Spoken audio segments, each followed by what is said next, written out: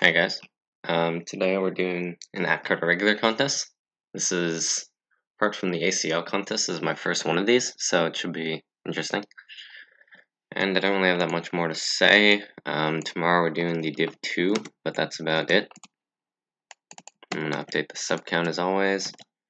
Very, very close to 2,000. I think we can hit it super soon, which is nice. Yeah, that is about it. So wait for this contest to start, have everything set up. We will unlock the AtCoder library. Do I have this cache? No, I don't. This is somewhere in my downloads folder. I need the documentation. Yeah.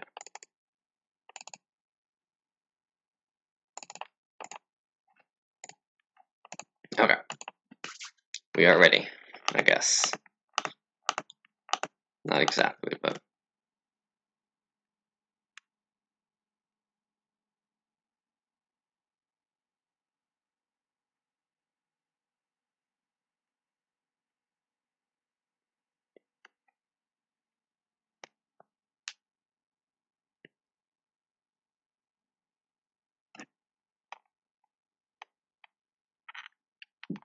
Okay, so here, A plus B is 2x, because you can just like add them up, and then A minus B is 2y. So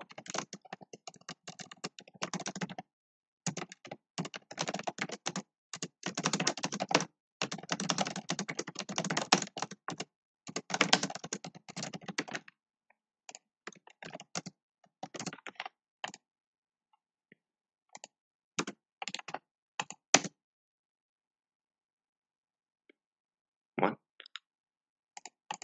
I didn't even read it in.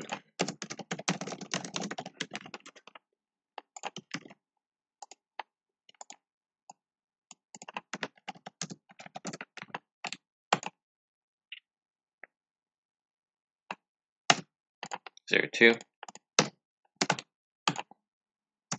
2 1. Yep.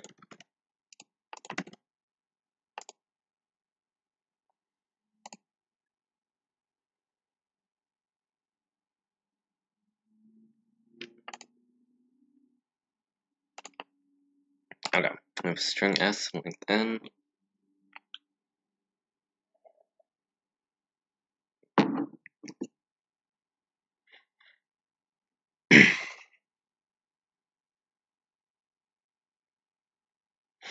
Non-empty contiguous substrings t of s that satisfies the following condition. Exists a string that has a permutation of t and is complementary to t. So that means for every a, we must have a t, and for every t, we must have an a, and for every g, we must have a c, and vice versa. So because n is small, only 5,000, we can brute force all substrings, and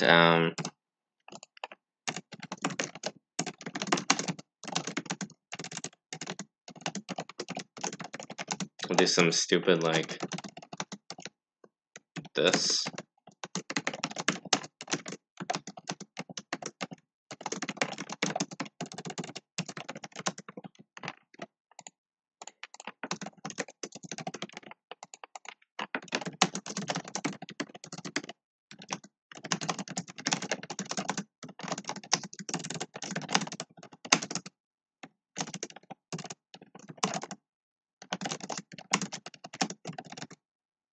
Wait. No, it doesn't even make sense. All substrings starting at I.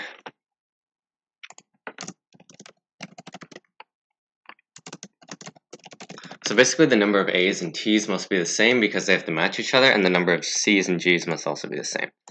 So basically plus count of get of Sj, then if count 0 equals count 3, and count 1 is equal to count 2, then we have a string.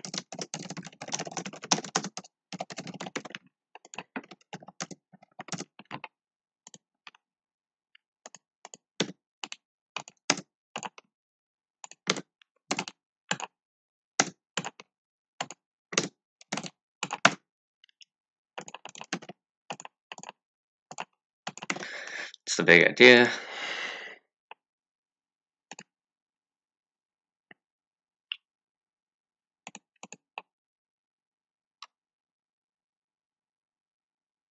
How speedy are we?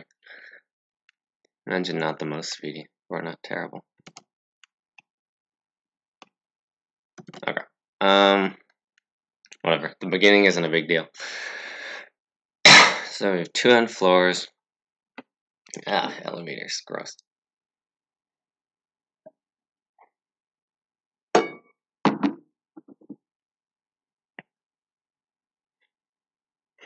Each person got off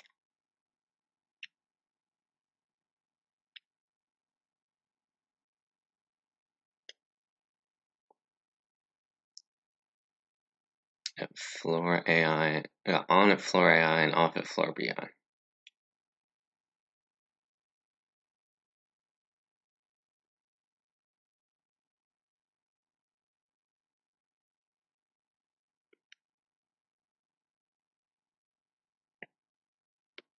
What?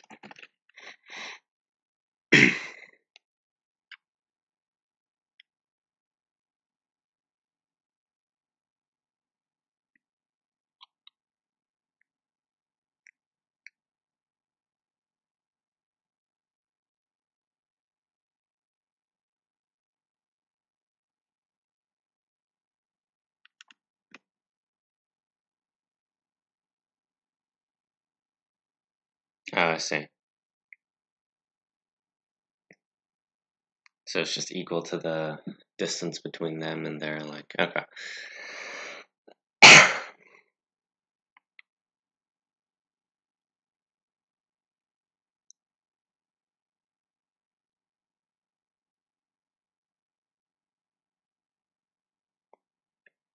Alright.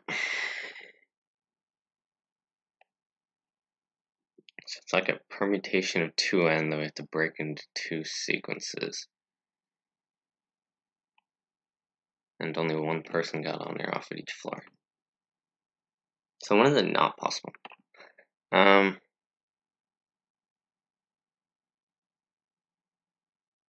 guess when the C values are different.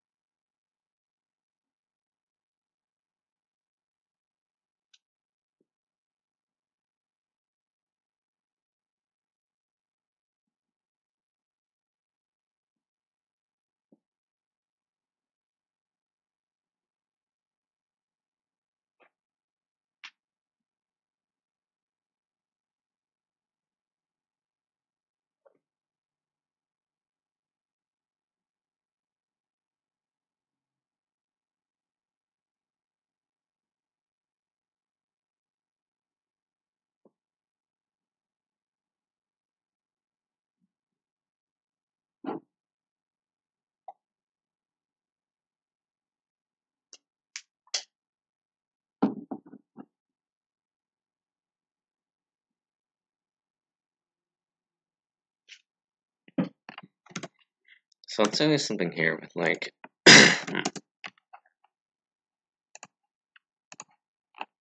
say there's something here where, like, this is person A, for example, This is length like 3, so there, or it doesn't matter what the length is, but like there are 3 slots in between. Then, because of like the condition, whoever gets off here must also have 3 slots in between wherever they are. And at the same time, whoever gets off here must have 3 slots wherever they are there. Then whoever gets off here must have 3 slots, and so on.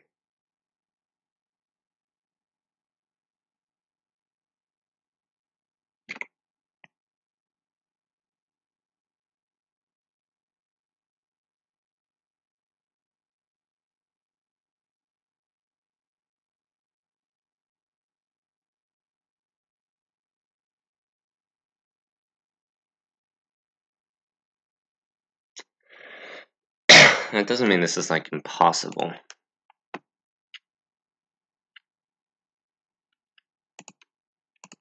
So this guy can either have his match be like over here or over here. And if all of these guys have their match over here, then this is gonna like extend to the end of the array, because now all the people in this region have to also be like 3 slots apart, and this guy can only match with something over here, and so it continues on. Say we have something weird like this.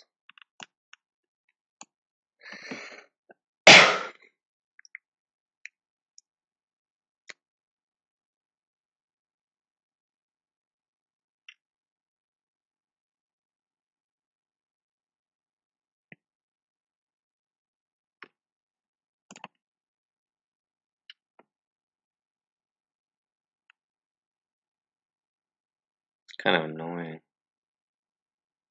1, -1, 1, 4, -6. Okay, now.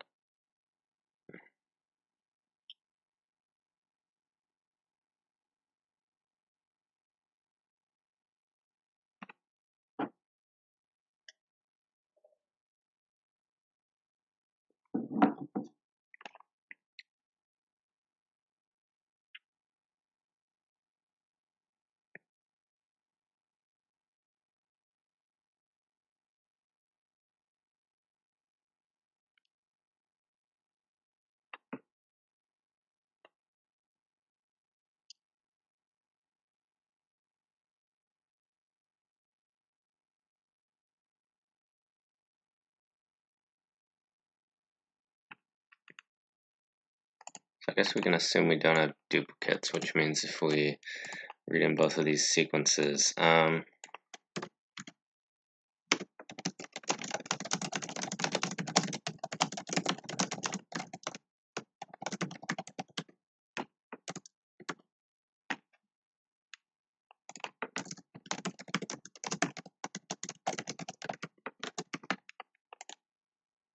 so then, extending the test cases, we can break in the middle of reading the input. Yeah, it's not equal to -1.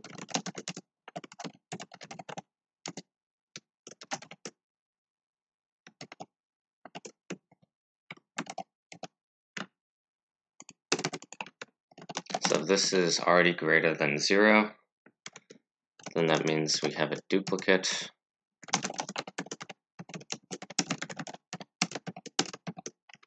We do the same thing for BI.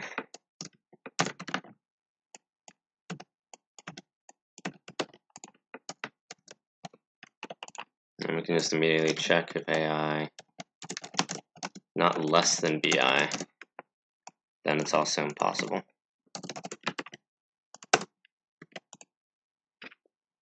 And when else, I suppose.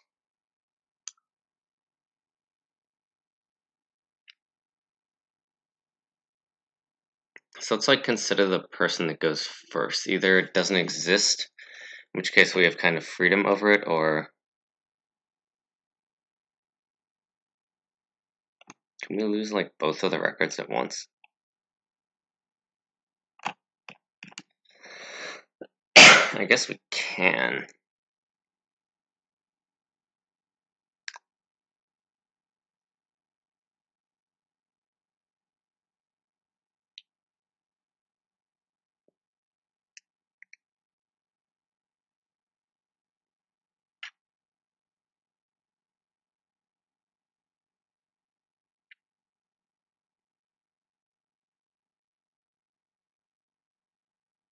So all intervals intersect must have the same size.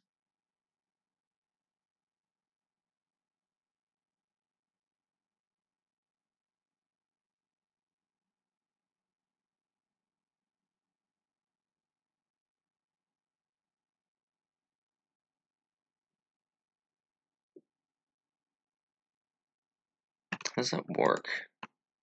Let's say we have that here.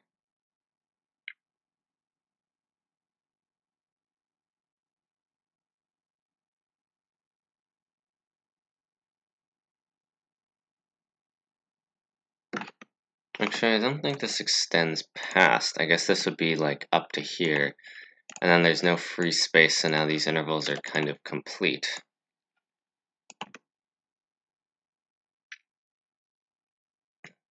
Which means that for an interval of length k, there must be, if there is an interval of length k, there must be a group of like k plus 1 consecutive things of that interval. And I guess therefore from there we can do dp. Or if length is the number of distance in between, I guess.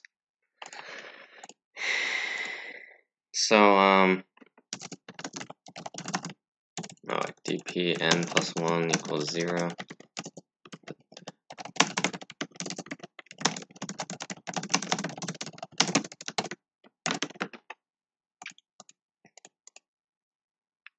So now I want to check if dpi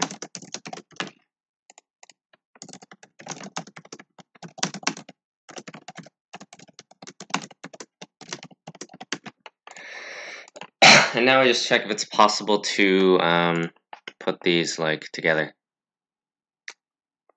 And I guess for that we can try all possible lengths and then see if anything works.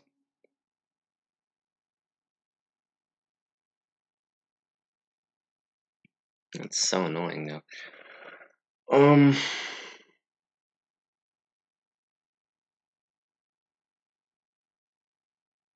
How do we even do dp actually?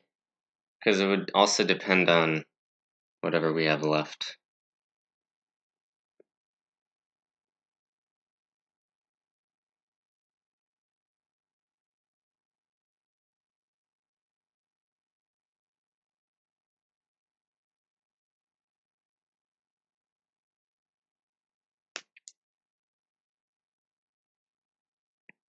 Yeah, it kind of depends on the intervals we have remaining.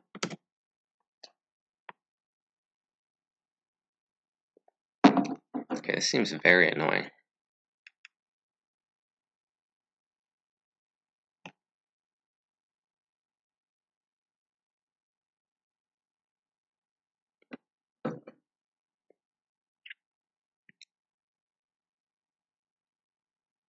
So we need to figure out what we do with the first person. And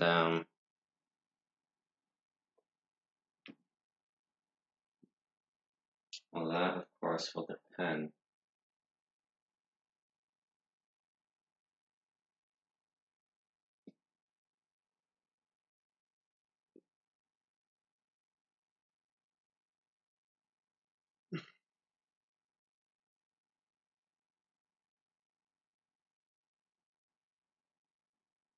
Like whichever length we pick for the first one, whatever length of segment, then if there's any interval that has at least one of those values, then I guess we use that.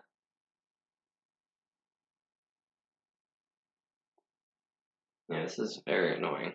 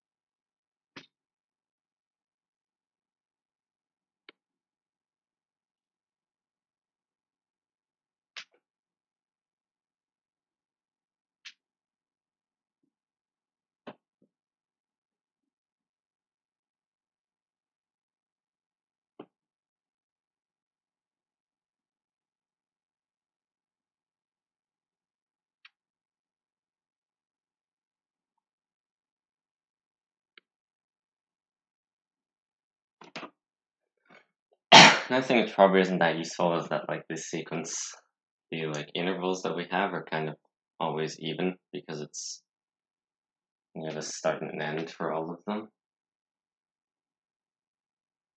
So groups of intervals are always even, but I don't know if that's helpful.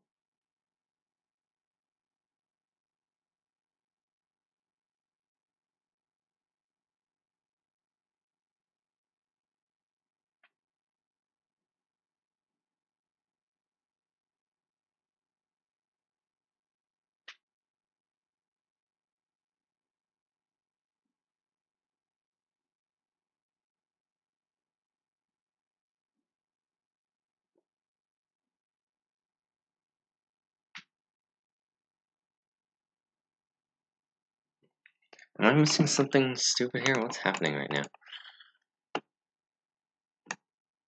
Okay, people have not solved this, so we should also think about D at the same time. Given positive integers n, k, and m, solve the following problem for every integer x between 1 and n, where n is small. Find the number modulo m non-empty multisets containing between 0 and k instances of each of the numbers 1 to n, such that the average of the elements is x.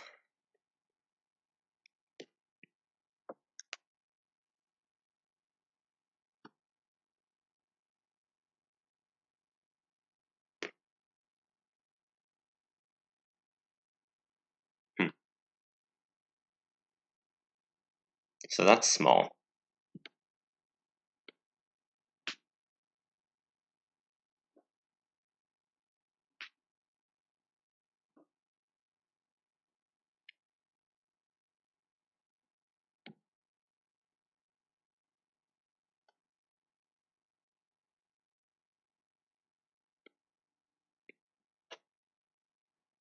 Obviously, like the sequence at most n times k.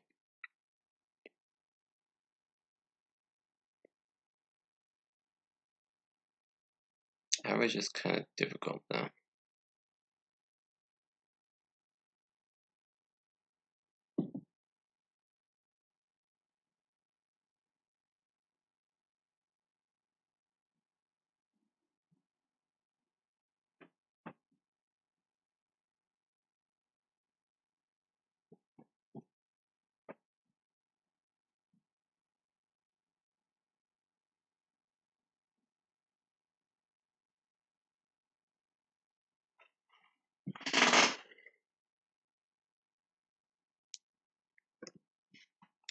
So we can assume the multisets are sorted because why not?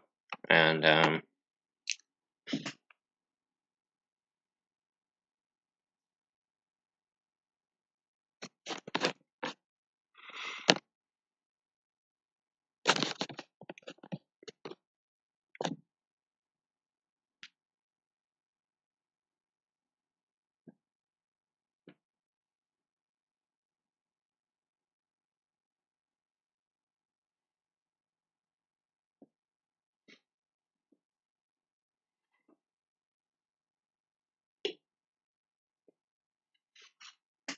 like say the average is 5 or something.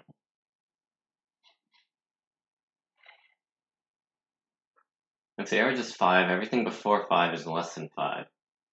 And everything after 5 is greater than 5, obviously. But first of all, we can have any amount of 5s that we want. And second of all, the sums on two sides must be the same.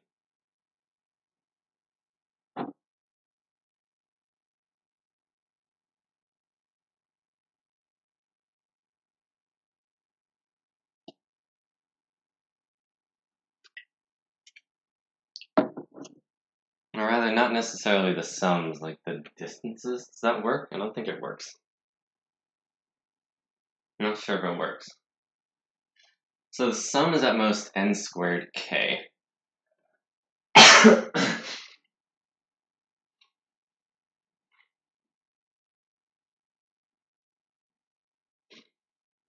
But the distance from whatever x is even easier.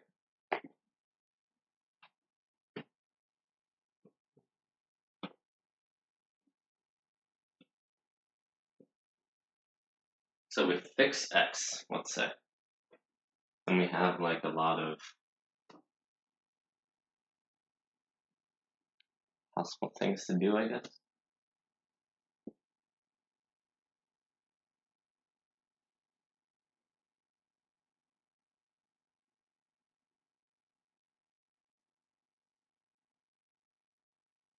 Yeah, because the length of the sequence can be big, and so can the sum.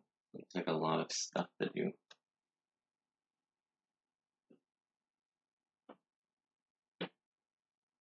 But k is fixed. That's one thing. And another thing is that would be m is prime, which means you probably have to do some combo here.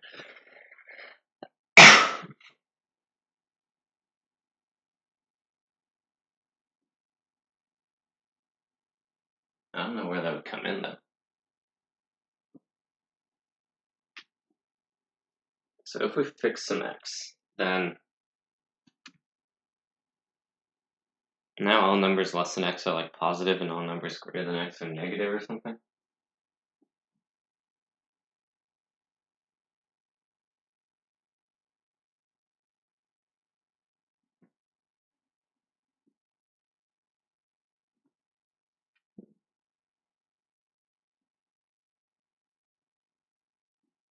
We can have up to k of all of them. So now if we fix the sums on both sides, then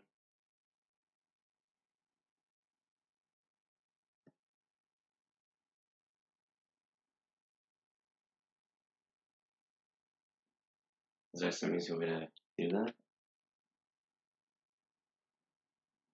Timer here is 4 seconds, isn't it? So there's some stuff going on here. Yeah, 4 seconds. Okay. Definitely is some stuff going on here.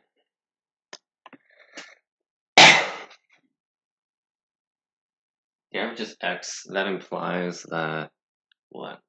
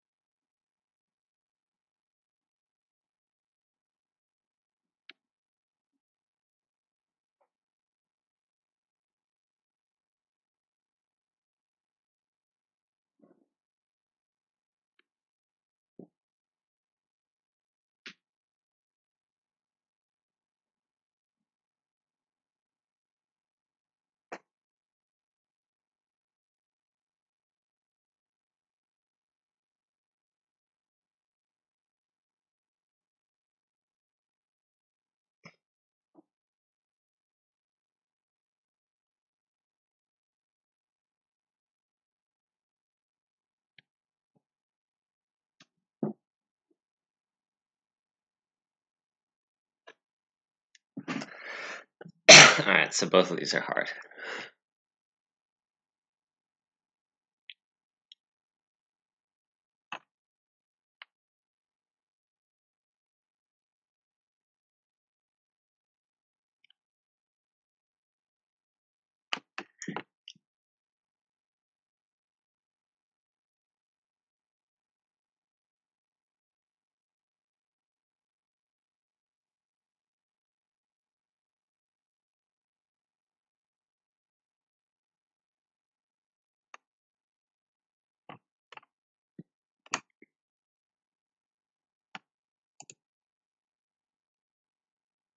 Doesn't make sense for that one.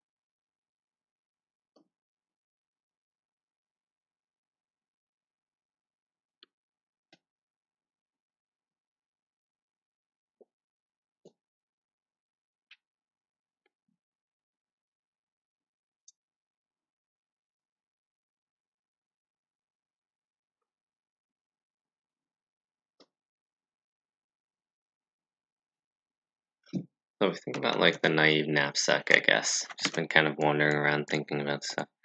We think about the naive knapsack. How did I do that? Like the naive knapsack is just like dp of n, or dp of sum, which is a number of ways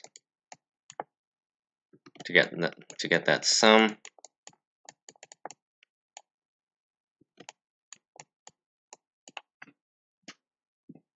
There are some problems here that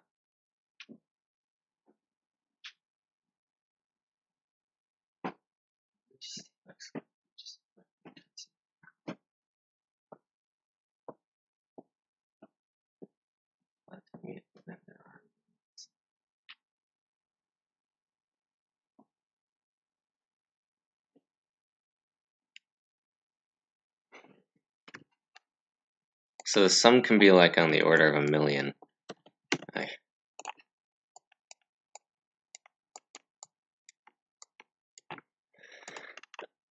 Sum can be on the order of 1,000,000, or rather n squared k, and I guess the reason we have m is so we can't pre-compute. That makes sense. I don't know why it has to be prime though. Not yet, at least. So we have a lot of sums, that's the point.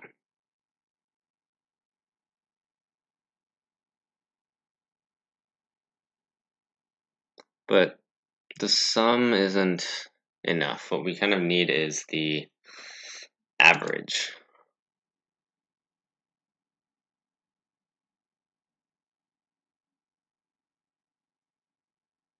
And the average is, one definition is the sum over the length,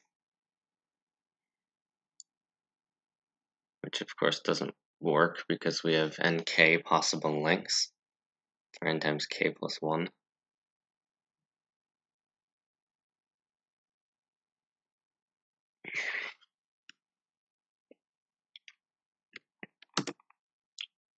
So one optimization is that we can add the numbers 0, k, 2k, etc.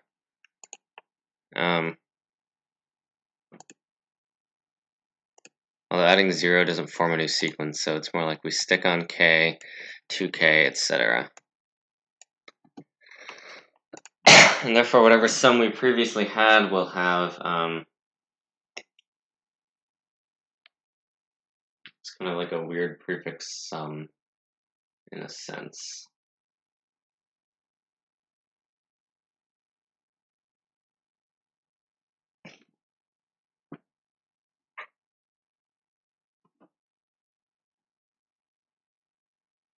Although we still care about length in some way. It has to be the average.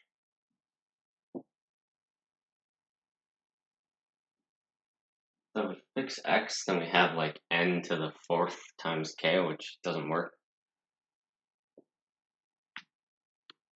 We have too many sums for that. If we do other things, maybe? I guess that's what we'll have to do.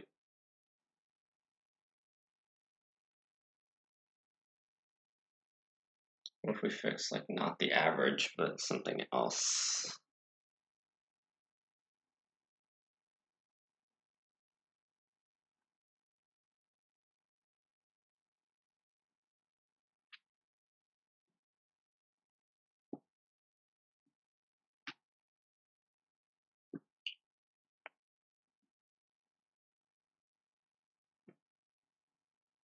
We fix something like,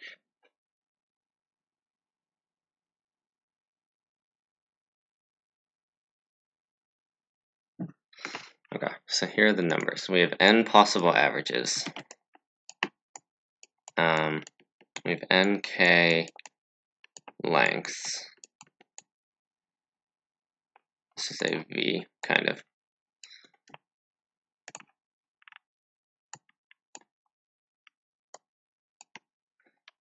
And we have n squared k sums.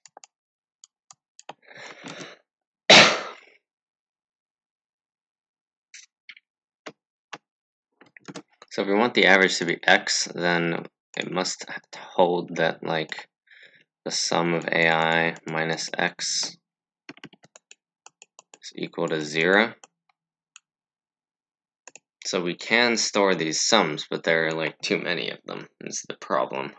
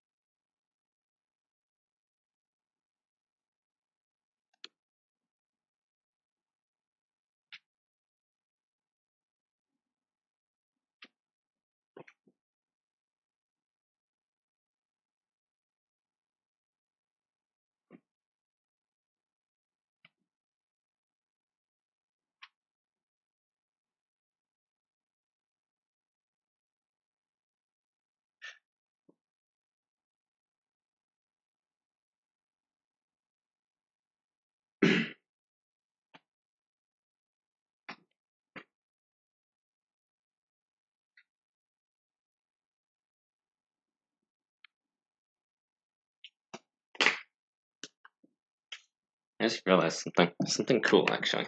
Okay, let's say we fix x. I think this might actually be a solution, maybe. So then, to the left of all this, we're going to have x minus 1, x minus 2, x minus 3, etc. And to the right, we're going to have x, let me use the same color actually, x plus 1, x plus 2, x plus 3, dot, dot, dot. So relative to x, these are minus 1, minus 2, minus 3, etc. And plus 1, plus 2, plus 3. And we want the sums of all these to be the same. So let's say we now shift x over to x plus 1. And actually, let's say this is the whole sequence. We just have 1, 2, and 3, so we get rid of the dot, dot, dots. Then if we shift x to x plus 1, this is going to become minus... This is going to become minus 1. This is going to become minus 2. This is become minus 3, and this is going to become minus 4. And this is going to become plus 1, and this is going to become plus 2. So the only real difference is that this loses a 3 and this gains a 4. And everything else stays the same. So the value of x is kind of less relevant than like the kind of offsets. So if we let dp of, say dp of is be that you use the numbers 1 to I, and you have like the number of ways to use the numbers 1 to I and have some s, and I actually think that's enough. I think it's enough.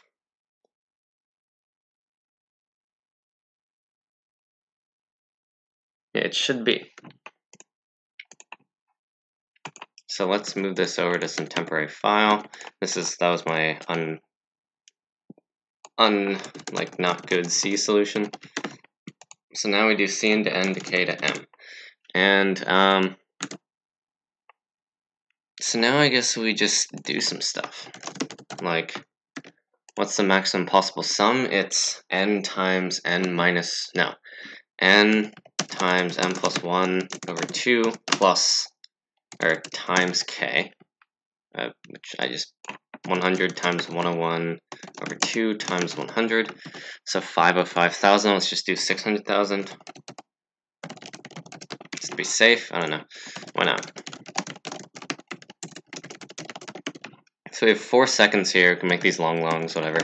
We might want to make these ints for the sake of speed. And then if the average is x, then it's kind of like the sum of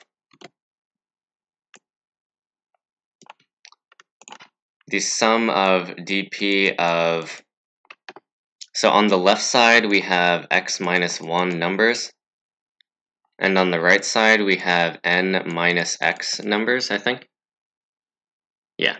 So it's the dp of x minus 1 I times dp of n minus x I. And that's the answer for a specific x, and clearly this is O of sums, so the whole thing is O of n cubed k.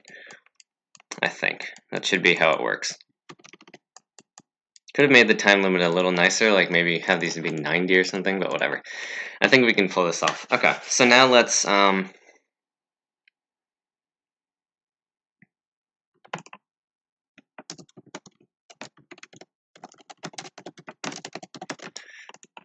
dp 0, 0 equals 1, we have to have the base case. Now for I equals 1, I is less than or equal to n, I plus plus.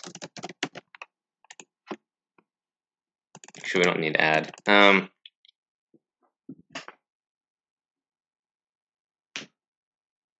it's kind of like a sliding window prefix sum, I guess.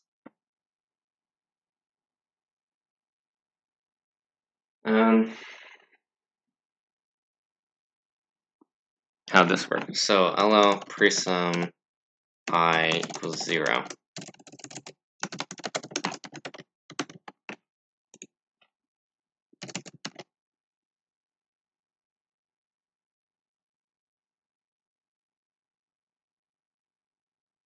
Now for LOJ equals 0, j is less than n. No, what is this?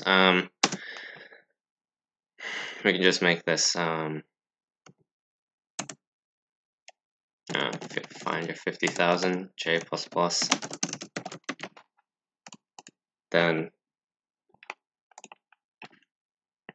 we want like dp of j, dp of j plus dp of j minus I plus dp of j minus 2I all the way up to dp of j minus ki. So p sum I plus equals dp of what is it? So it should be I minus 1 and j. If p sum I is greater than m, greater than or equal to m, p sum I. We're specifically avoiding using mod because it's much faster to just do this.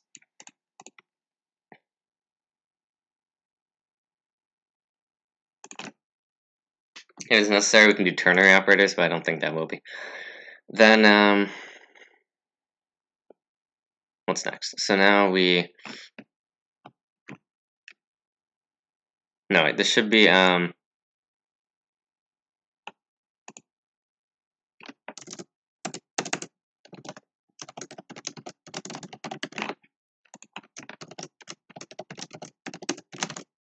this is stupid.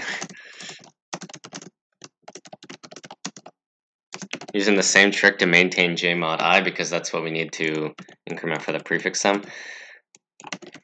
This is incredibly stupid, but we're doing it anyway.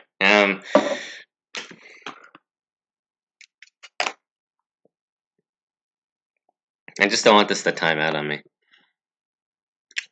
I'm not using Java like some certain other people, but it's still like dangerous.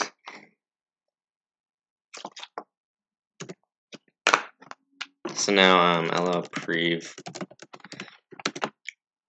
So what it means is if we switch from dp of j minus I to dp of j,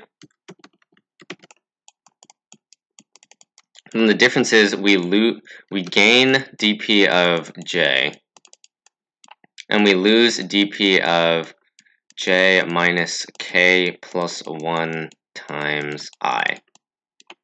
So prev equals j minus k plus 1 times I. If prev is greater than or equal to 0, p sum, then we do this. P sum j mod I minus equals dp of I minus 1 and prev. Then if p sum is less than 0, then we add mod to it. We do the same trick, so dp ij equals p sum j mod I.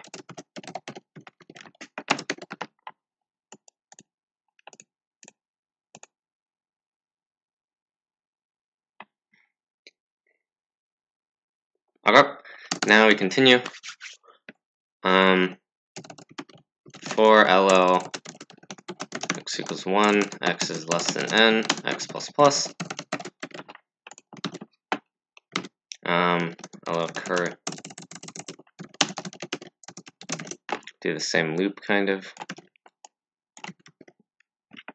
And because we're multiplying now, we kind of have to do mod. Ants equals ants plus dp of, what did I say it was? X minus 1 j times dp of n minus x j mod.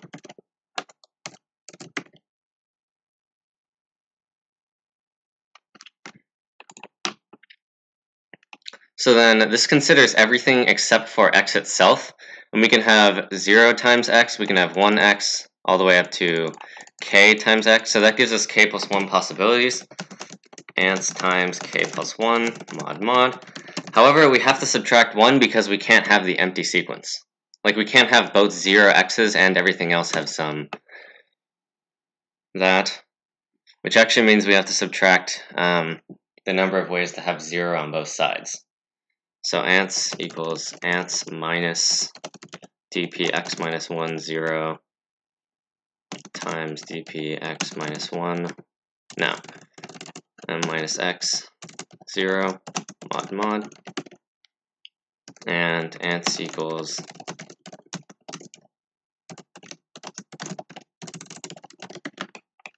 I'm not using m. Yeah, we're using mod at this point. Seem to indicate a mod. Alright, whatever. I'm being inconsistent.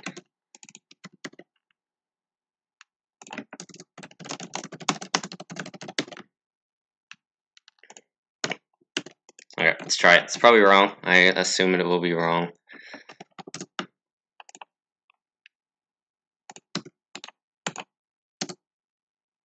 One, 3, 1. Okay. 2. That's wrong. Okay. What's with that? There are some problems here in that. Where does it first go wrong? So it gets 8 right, and then it gets everything else wrong.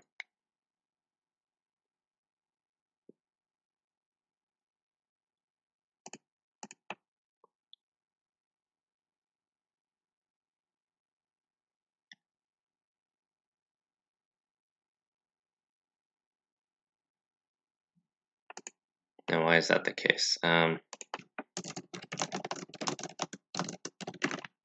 print the first answer we get.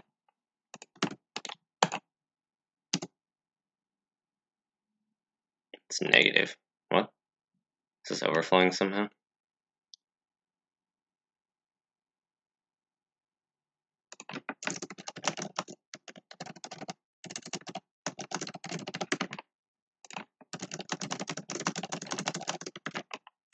What's happening? You should not be negative. That's like a problem.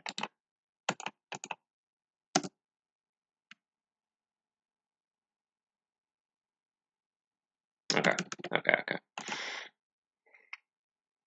So we can do better than this. Let's just say if j is less than, would it be 1,000? Well, we only care about debugging the second one. In that case, we only have sums up to 10, so that's fine.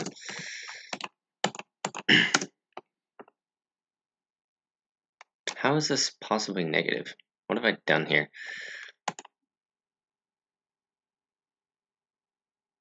Oh, M. Does that fix it?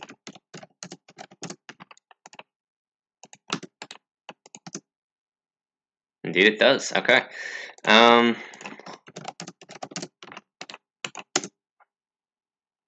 now we'll get rid of this. And we'll check it again. Well, it gets the answer right. Let's make sure this doesn't cause a runtime error on the AtCoder compiler, and we'll do this with custom invocation. We'll test that.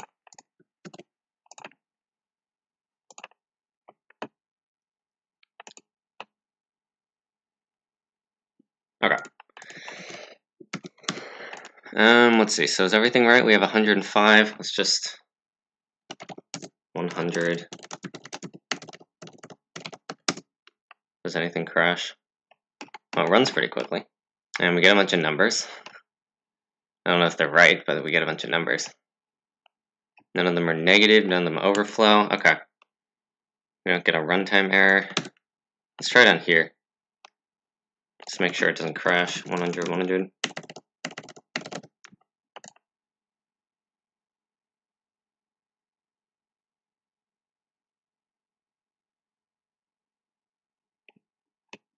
Okay, looks fine.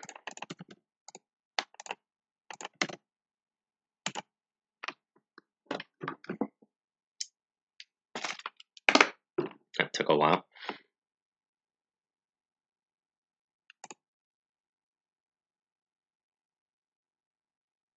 It always scares me when it just stops for a second, because that seems like it can get tierly or something. But we tested on the biggest possible test, so I assume it's fine. There we go. Where does that put us? Okay, so a lot of people have solved C and D now. We're not doing so bad.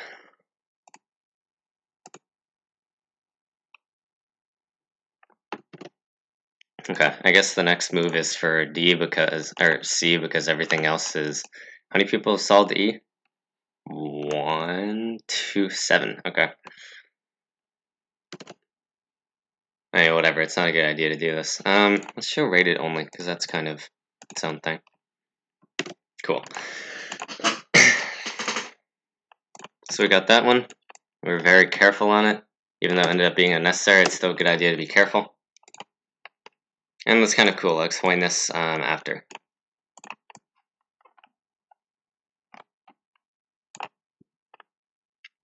So now we're back to C. How do we do C?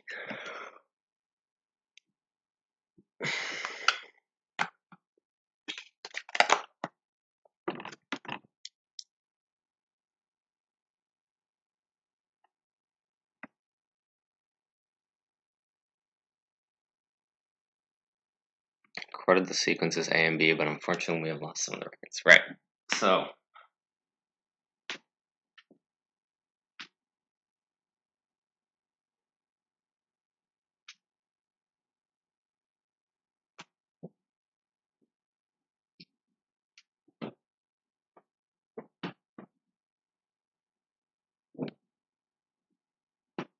what is going on here?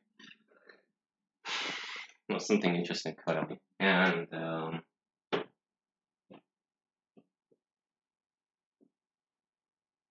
let's see. So as I pointed out before, the structure of this is going to be some sort of like intervals, where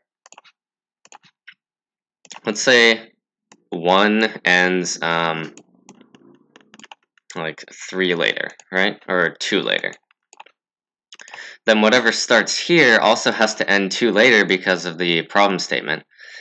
And then whatever starts here also has to end 2 later because of the problem statement. Like just the conditions they have. And then once we have that, everything else is kind of free. We can do whatever we want.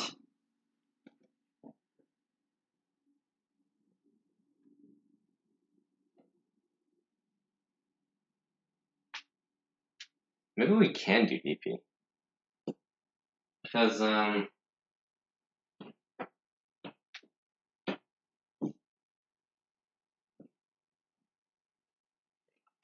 let's say we've assumed we've solved the first K, or the first 2 K spots are filled. So therefore we've used K people in this group, and all of these are part of some contiguous group of intervals. Then say we're going to add on some value of I, where we have, or we're going to add 2I more spots to fill. Then we have to use all numbers where their starting numbers are in this range and their ending numbers in this range. We have to use all of those, and the remaining ones are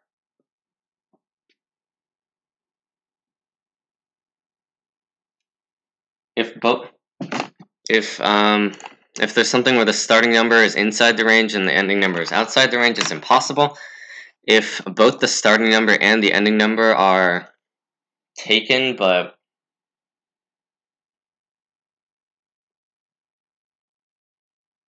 like say we have length 3, and then we have something like 1 question mark and question mark 4, then that's not possible because these have to be 3 apart. So this has to be the same thing if we're using length 3, but that's not possible.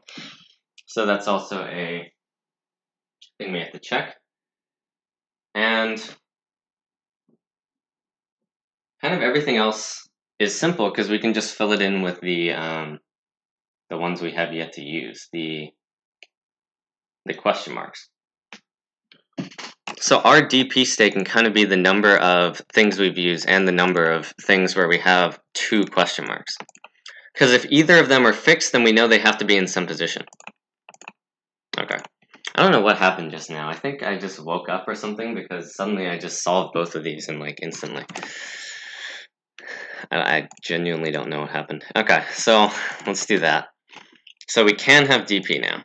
Let's do a little. It can be bool actually.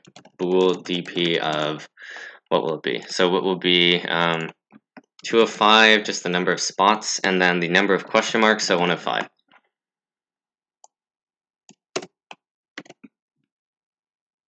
So LLCQ is the counts of the number of question marks we have. For I equals 0, I is less than n, I plus plus, if AI is equal to -1 and BI is equal to -1 plus plus CQ. So now this number, the second state, must be less than or equal to CQ at all times. So now for Li equals 0, I is less than n, yes, less than I plus plus, technically less than 2 times n. It should be I plus equals 2 because we're using an even number of spots at all times. Then for L of j equals 0, j is less than or equal to CQ, j plus plus. Now,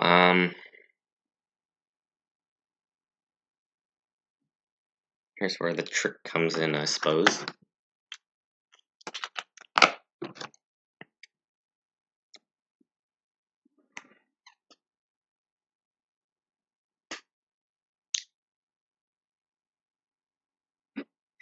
The final case, I guess, is if something has, so either something is a double question mark, in which case we'll ignore it, or it has one of its start or end points, like question mark x, like question mark y, or x question mark, or it has x, y. And so with this case, they must obviously be 3 apart, or however many apart we have, I apart maybe. And also, both the start and the end must be within this range. And otherwise, here, for these two, we only care about the ones where x and y are within this range. The rest are going to start later. And in a similar manner, what matters is that we use that, like, we can't have a pair of x question mark and question mark y such that like the distance between x and y is equal to I, which is again the length of the interval, because if we have that, then we're gonna like run into some problems where we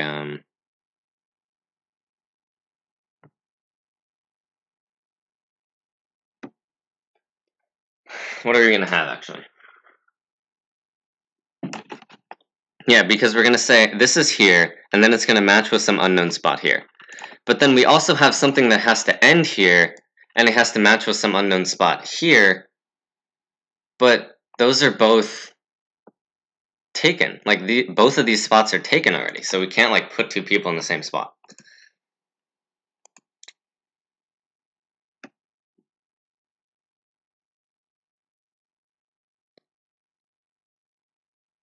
Basically, those are the conditions, I guess. Will this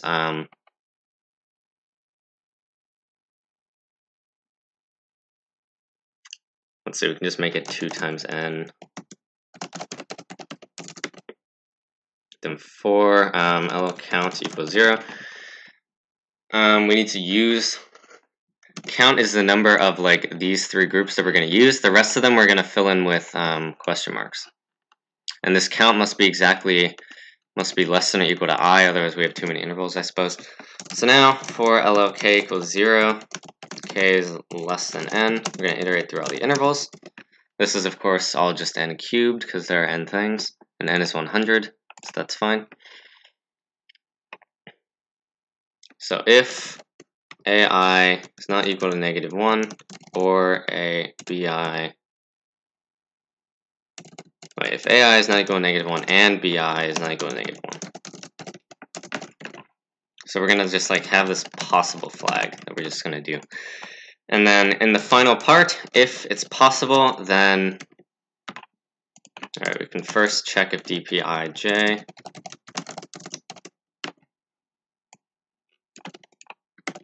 And I guess we also iterate through a new length, so it's kind of a lot.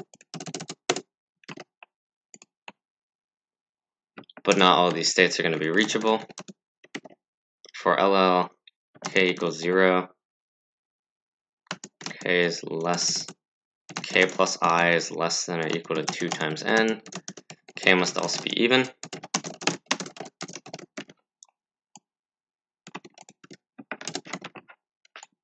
Maybe we do want to optimize this then. Isn't that big a deal?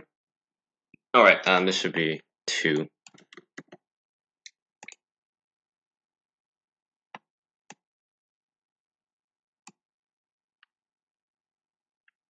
So this could just be like this, and that's fine.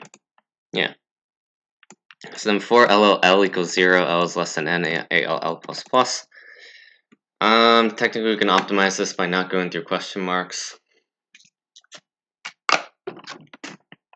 Actually, let's do that.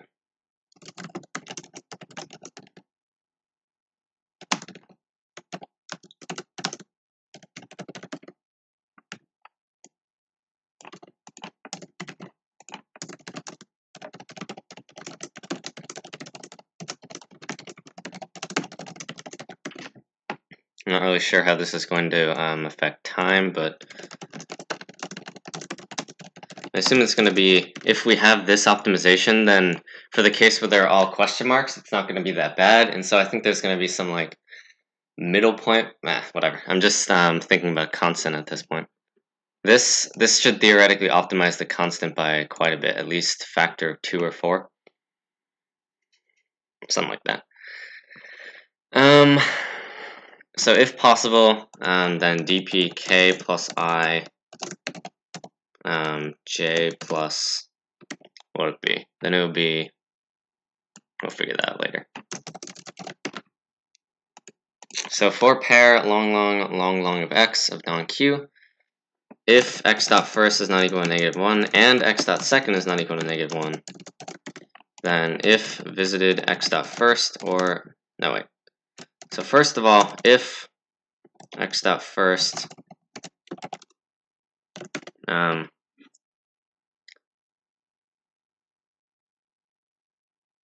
do we subtract these? Yeah, we do. If x dot first is greater than or equal to I, and we assume x dot first is less than x dot second because we checked that in the input, then and x dot second is less than I plus k.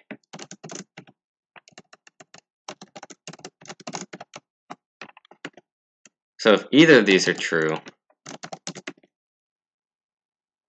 if it's not exactly within the interval. So if either of these are within the interval, then both of them have to be.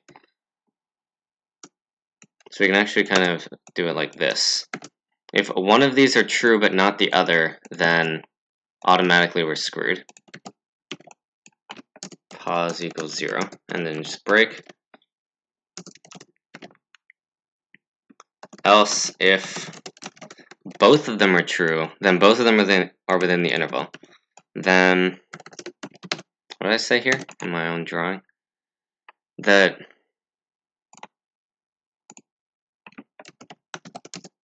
if x dot second minus x dot first is not equal to, now the length is a bit trickier here.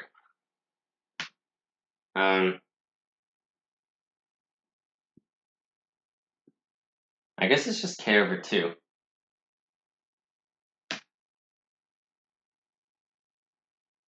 Yeah, that'll be like 3 apart, k over 2 apart. So if it's not equal to k over 2, then possible equals 0, break. Otherwise, they are, so plus count. And this, or wait, if this x dot first or visited x dot second, pause, still impossible because we already have something in that position. And this should be x dot first minus I, x dot second minus I. Right, yeah. Okay. And then otherwise, this x dot first minus I equals this x dot second minus I equals 1 plus count because we use the thing. Alright. Else, if x dot first is not equal to -1. Now we do more casework.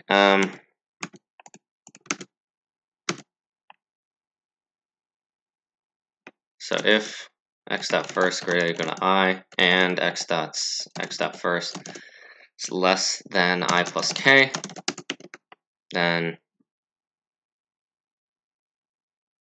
if this x dot first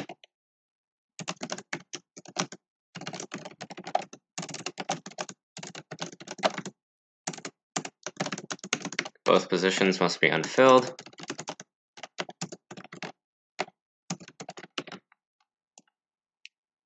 Otherwise, both of these are possible.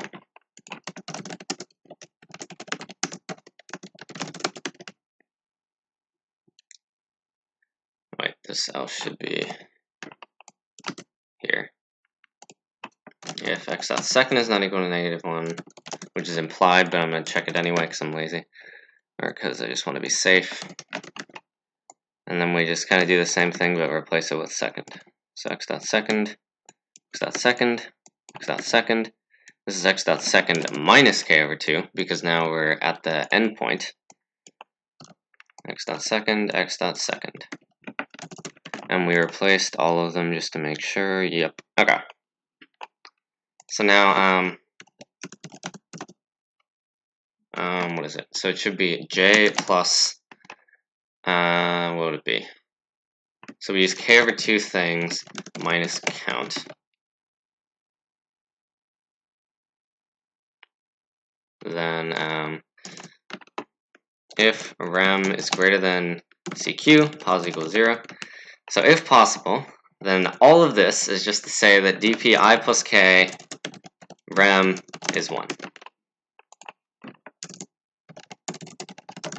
Now we check over all possible question marks because we can use any amount of them. I equals 0, I is less than or equal to cq, I plus plus. Pos, bitwise or, it just basically says if any of them are 1, then they'll all be 1, or the pos will be 1. And this should be dp of 2 times n I.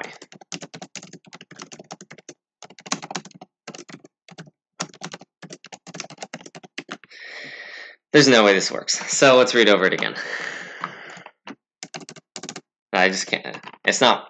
It's not possible for me to write a 100-line program in one go. So we'll dp 205, 105. That's big enough. Cool. Now void solve. Sure. I mean, yeah. C into n. Now for each thing, read into ai into bi.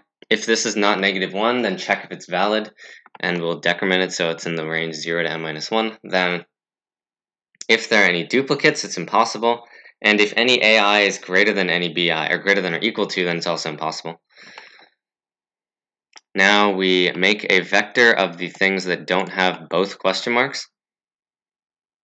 And the other ones we just add to account because they're all equivalent. Then for all I, wait. We should say dp 0, 0 is possible. And mem set it to be 0. Yep. Then for all I, increasing by 2, for all possible number of questions, if dpij in the first place, then for each possible length up to the end, we create a visit array, then we create a count, then we check if it's, then we create a possible value. For each value that's not a question mark, if they're both not question marks, then if one of them is in the range but not the other, then like we're screwed automatically.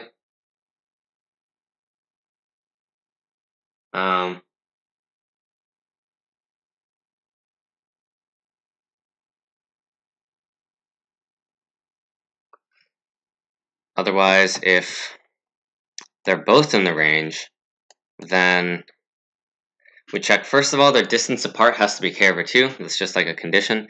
And then both of them must not be visited yet, because if we are, then there's something else in their position. So now we say they are visited.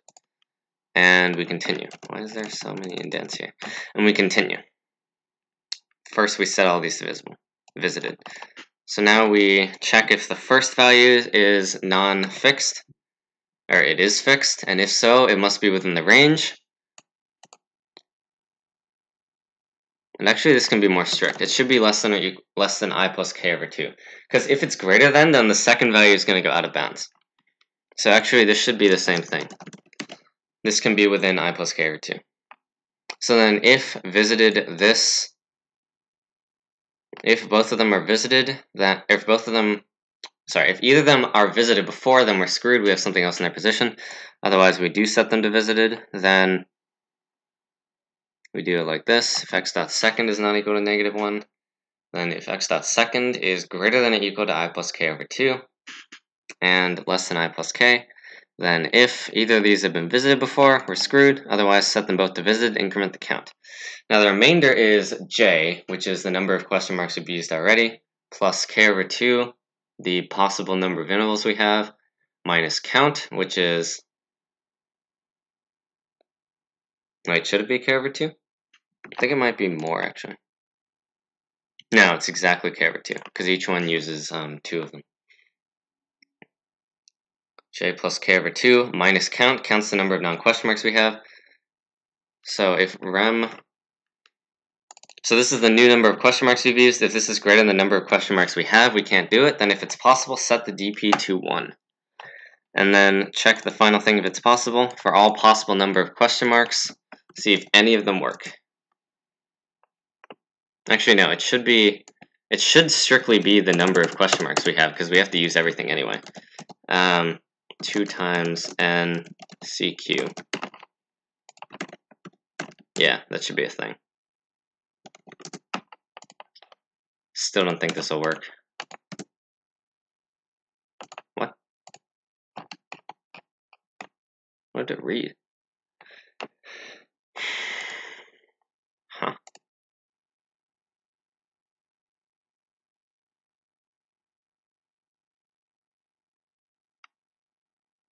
Oh wait.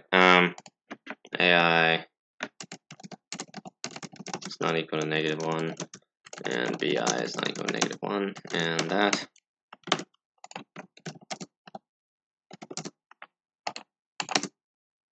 We do get yes. Okay. We do get no. Yeah, we get that automatically. Okay, let's come up with a few stronger tests. So, I guess we'll do 5. Let's just try the basic. This should obviously be possible because we can just make it like anything we want, pretty much. Anyway. Should absolutely be yes. Okay. Now let's set this to like 1, 10. This should be no, because there's no way we can put stuff in there. Let's set it to 1, 4. Why is that not possible? Yeah, it is indeed not. Wait.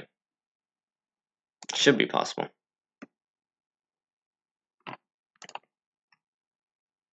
Should be possible because we can do something like 1, 1, 4, 2, 5, 3, 6, and then we can do whatever we want with the end. If I set this to 1, 2, does it work? What's the threshold where this doesn't work? Okay, why does that not work? So, non-Q. Okay, good thing we debugged because it's failing in a very basic case. Good thing we tested, I mean. So 0 and 1, that's fine. dp0, 0 is equal to 1. Do we ever get here at all?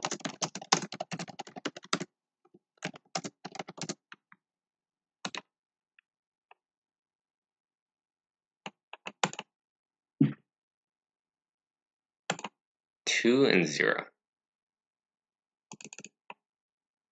Oh, it does check that, right?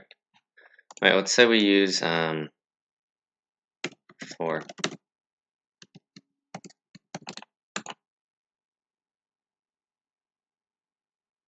So we get the 6 and 2, and then it works. So this does work, but I'm gonna test it once more. Shouldn't get anywhere. It also shouldn't get anywhere for something like this. But it should work for 1 and 6. And this will probably say yes. Yeah, okay. Alright, so what's with that?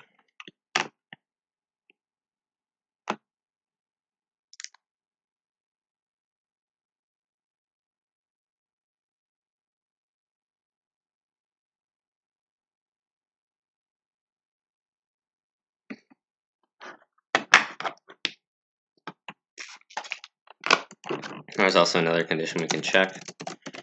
If this is in the first half and it's strictly like going to be an endpoint, then it's impossible. And if this is in the second half, then it's also impossible because like it has to be in the first half, like by definition. So if this is already in the second half, then it's like not possible.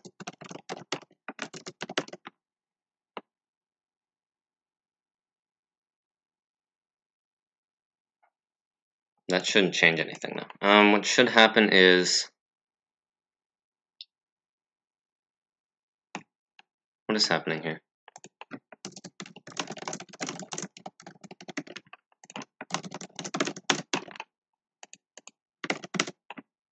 We want this to be something like 1, 3.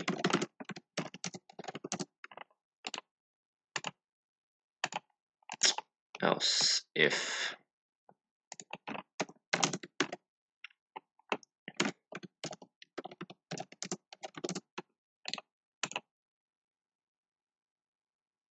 zero 4.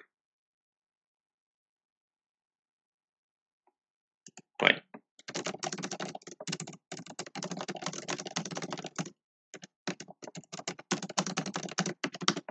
Just print everything. These are the DP states we do get to. So we get 00204, 002, 00414. What the hell?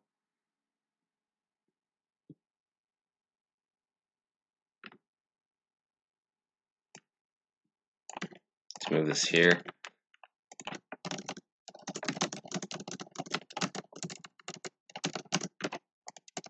I don't understand.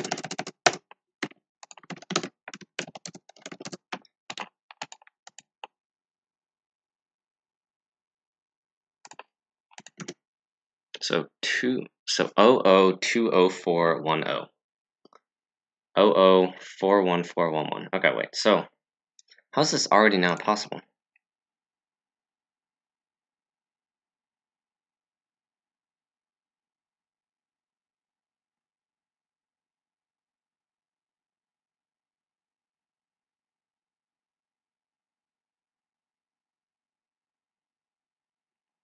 Oh wait.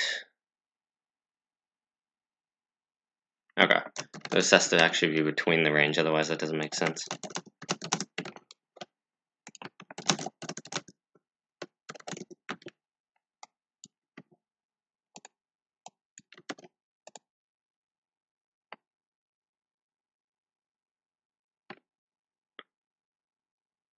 Yeah, it has to actually be in the range. And the rest of this is fine because if one of them's in the range, we'll assume the other one is now, because either they're both in the range or they aren't. No, wait. Can we say that? Yeah, we can. Yeah. Okay.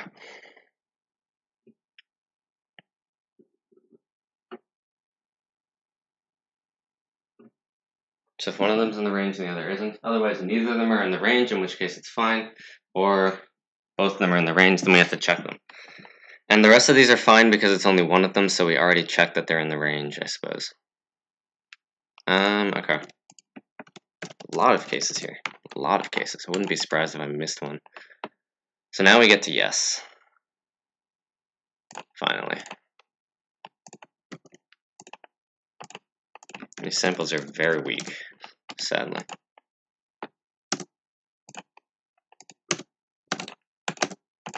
This will be no. It's obviously no. So 1, 3, and now we have, let's say, 2, 5. This should not be possible. So we have 2, 4. Do we have debug printing here? We don't, right?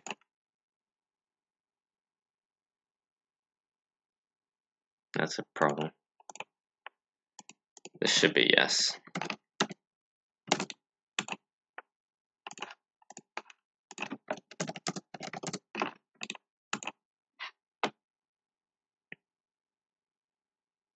So O of 4, what's happened with that?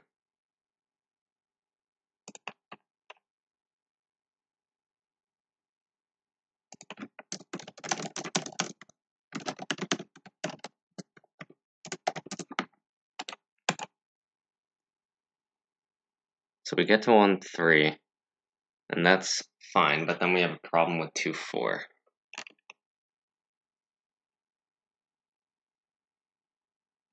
Well, what's with this?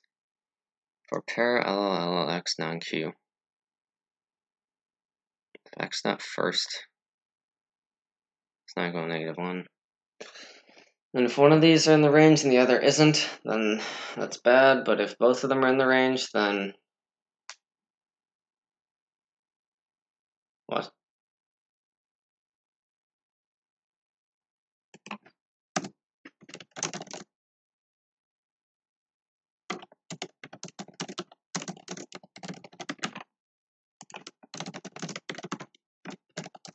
This is a nightmare, oh my god.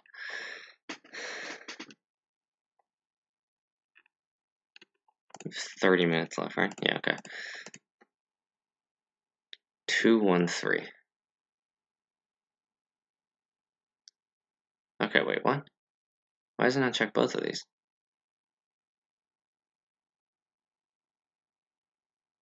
Oh, that part's okay.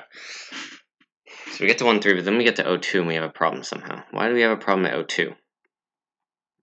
Now both of these are in the range, that's fine. If x.s is not equal to x.k over 2, that should be fine.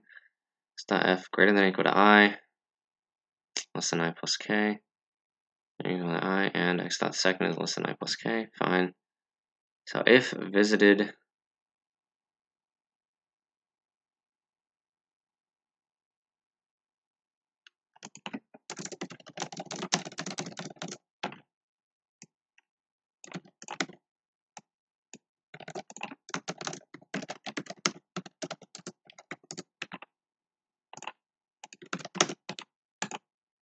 what is going wrong here? So neither of these are visited. That is fine. So we get to this point. Then we have like another problem. So now we get to this point. O2, 1, 0. How is that visited?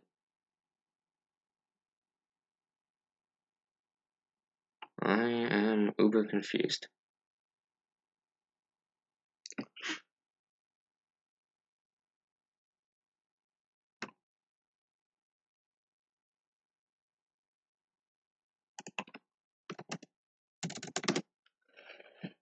What?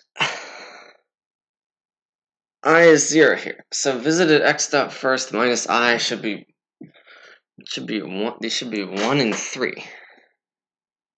Oh my god, how did I miss this? What the hell did I do? Did I do that anywhere else? I type 1 instead of I. Oh my god. I gotta go over and look at these typos again. dpij. K equals 2, k plus I is less than or equal to 2 times n, k plus equals 2. Visited k equals 0. For each pair, if both of them are not equal to -1. If okay, these are the same condition. If either one of them are in the range but not with the other, then possible equals 0, break. Otherwise, if they're both in the range, you know what? There is no harm in checking this, to be honest. There's absolutely no harm in just putting this here. If the first minus the second is not k over 2, then it's not possible. If either of these are visited, then it's not possible. Then set both of these to 1 and then count. Otherwise, if one of these is not 1, check if it's within the first half. If so, then check if both of them have been visited. Otherwise, set them to visited. Okay. Otherwise, if it's in the second half, automatically screwed. Now check if this is in the second half. And if so, then set visited to 1, check visited. And if this is in the first half, then we're screwed. I don't think this will work. I very much don't think this will work. God, there's got to be a way to do this that isn't a nightmare. So now it says yes. If I make this 2, 5, it should be no. If I make this 1, 4, it should be yes. If I make this -1, 6, it should be yes. And maybe like 7, -1, and 9, -1, or -1, 9. No, that should be impossible, actually. But if I make this negative 110, then it'll work. If I make this negative 1.8, it will not work. So I make this 8, negative 1. So I make this 10, negative 1. So I make this 9, negative 1. Okay. Guess we can submit. We got rid of all the debug prints, right? It's passing everything I expected to.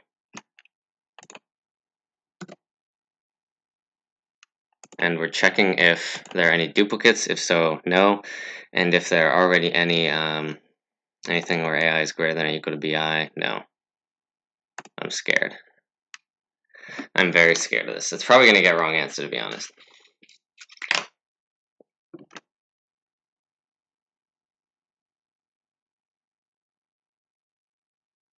Wow. Okay.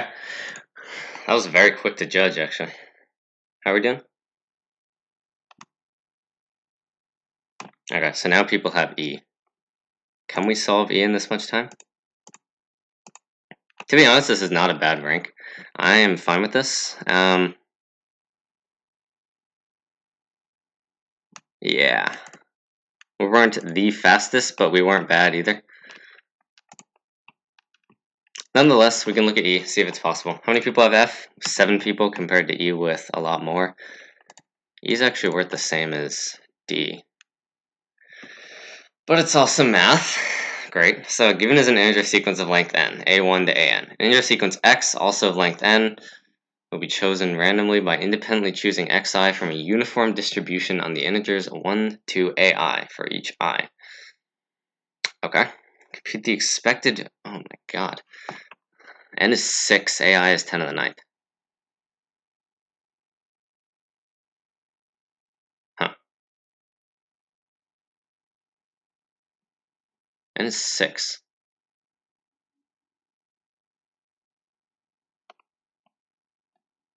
N is 6. Okay. Why would it be 6? What do they need it to be so small for? Well, the mod is fixed, so we can just say it is. Yep. Okay. And we can attempt it. We still have 20 minutes left. Can't hurt to try. I'm bad at math, as you can see. D took me a very long time, but we can try it nonetheless. So the expected value of the length of the list is also how many people are doing this. Is it more than before? Oh wow, many more. So even though our rank is going to be worse than ACL, maybe because there's so many more people, our rating change could be better. Who knows?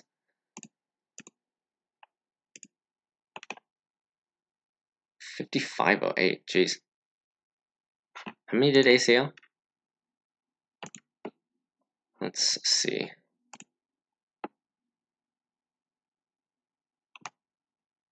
It was not nearly as many. Wow. Okay, so this should be better. It's kind of like a Div 1 versus a global round, where global rounds just like by definition have better rating changes because there are a lot of lower people as a buffer, I guess. It's kind of how it works. Alright, so first things first, n is freaking 6. So we can just like do a ton of things. Let's see if we can like have a bit mask where if a bit and a bit mask is set, then this is part of the longest increase. No, it doesn't work because no, that definitely doesn't work. Okay, stupid idea number 1 ruled out. Unless that's the solution, I just skipped over it. In which case, sad, but we can keep trying. Let's see. Let's go for stupid idea number 2. That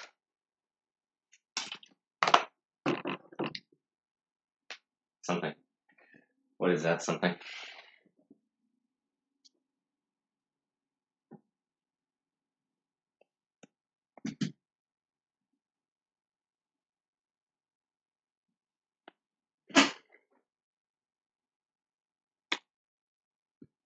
Okay, first of all, we can fix the length of the list, and that's fine. And we also have, obviously, the product of all AI. Those are the number of possible sequences. So we kind of just want to know the number of sequences that have a list of length x for all x. And then it's the sum of those x. Like, it's just the expected value formula, whatever. Now how do we do that? If we fix the length of the list, then now we say it's going to be that length.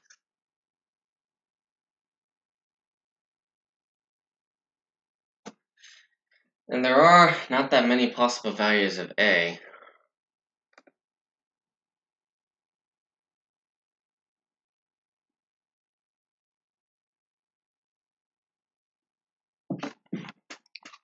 So if we consider all the numbers like this, I suppose.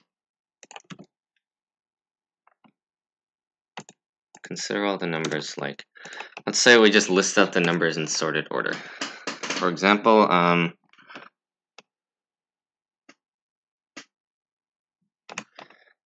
what do they have here? They have 8. So they have 5, 6, 8, 9, 10, 14. So in the context of lists, we have sort of like groups. Strictly increasing or non-decreasing? Okay, strictly increasing. So any value that's like before 5, for example, this range 1 to 4 is equivalent. 4. And 5 is its own range, 6 is its own range. Any value in this range between 6 and 8 is also equivalent to each other. 6 is its own range, these are all its own ranges. Then 14 is its own range, and this range in between, 11 to 13, like the only special property is that they're between 10 and 14, so they're all kind of equivalent. The only issue is like, what do we multiply by? Or something like that.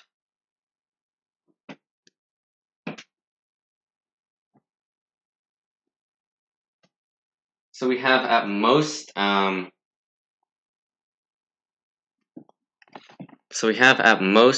like 2n plus, no, just 2n ranges. Specifically before this element, this element, before this element, this element, before this element, this element, before this element, this element, before this element, this element, and before this element, this element. Okay, I mean, yeah, sure.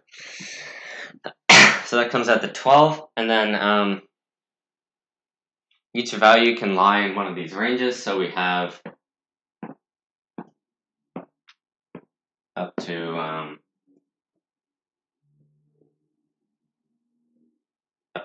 like 12 to the 6th ranges, which I'm pretty sure is not that bad. Okay, so that in itself is fine, but then we have to like also compute some stuff, and this is like impossible, right? It's just like an f. It's like whatever, all possible. Just find the number. Yeah, okay, screw that.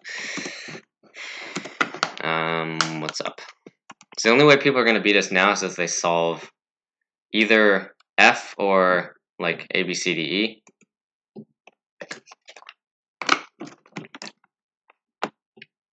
And there are a lot of people who have A, B, D, and E, which actually kind of makes sense because C is very annoying, at least the way I found it. So maybe there is some better way. For example, Anton solved in 23 minutes, or it's just implementation skill.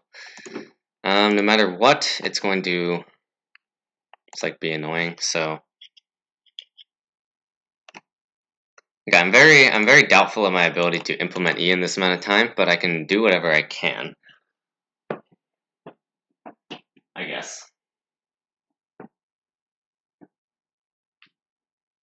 So we have these ranges to say. So we say. And then then what? What do we do with that? Because it still depends on like the relative ordering of elements. For example, if something's at the end of a range, it's going to be different than being at the beginning of a range. So maybe, okay, we can't have more ranges. If we have like a lot more ranges, like one for every like the end of every, like the last 6 elements of any range form their own thing, then that's going to be, what would it even be? It would be So we would add 36, so it'd be 48 to the 6th, which is way too big. So that's stupid idea number 2. Just don't even think about that. So it's just the same, but times 4 to the 2 to the 12th, which is 2048. Interesting. Okay. Really interesting. What am I saying? I don't know what I'm saying.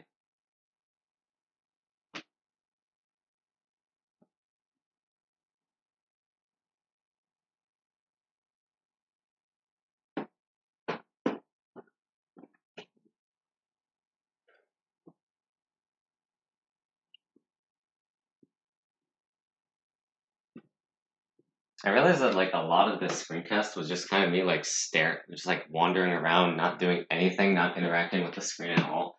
So I might, in timestamps, I might like separate those from the times where I'm actually talking. I think that's could be useful. So I'm gonna do that. And what else? What else will we do? There are indeed other things we can do.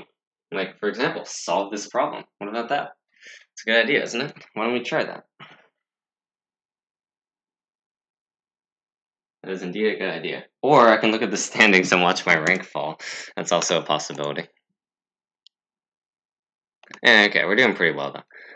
88 is pretty good. I might not get top 100. I mean, that's fine. This is technically a Div 1. Like, for example, I'm very close to this guy all the time somehow. I don't really understand how.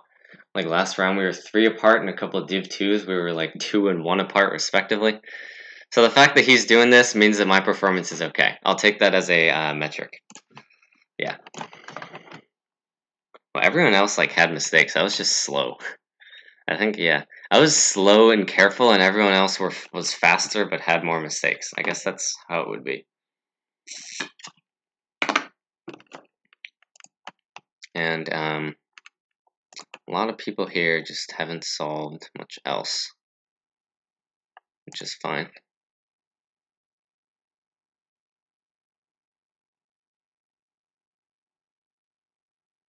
Some people have AK'd already, some LGMs. Now this guy's orange, even though he's an LGM. Yeah, he's about to be red. So this guy also... yeah, pretty good. Orange in 3 contests. Pretty good. It's like a bunch of 2800s or 3200s. Nice. Anyway, what else is there?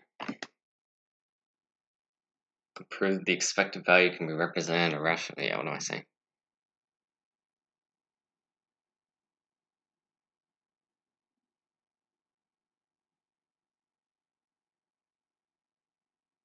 Remember there was a similar problem to this where it was like, there's something even weirder, and it was 5 variables. And this has 6 variables, but that was 5 variables. And just because the values were up to 10 to the 9th, it was like impossible, or I didn't know how to do it. So these values are also up to 10 to the 9th, and that means I don't know what I'm doing. So that's a good start. What is a list, kind of? Like, the way we would normally compute the longest increasing subsequence is, actually, there are many ways. Let's ignore the way where we use a segment tree in 1s and 0s, because that's not fun, or some segment tree. What we can instead do is we can say that, I think the way it works is, with a segment tree, you have a value that maps some x. You find dp of x over values, where dp of x is longest, I guess, list. By the way, this is not a solution, this is just me explaining something. This is the longest list ending at x. And then when you have some y, then it's the maximum of x is less than y. Maximum over all x less than y of dpx. And then all that plus 1 because now you extend it by y. And if this is 0, then it just is 0. Or if there are no elements, or if it's 0, then it's 0. So normally that's like slow and also may take a lot of memory, so you can do 2 things. You can compress coordinates and you can use a segment tree to optimize that, both of which are n log n overall, so that's fine. But That's not relevant. The point is that we use this kind of thing.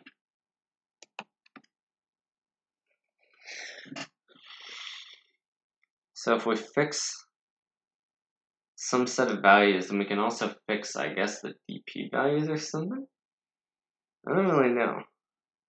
It's kind of weird. Because the values can be equal, which is a thing. Or they can be not equal, which is also a thing.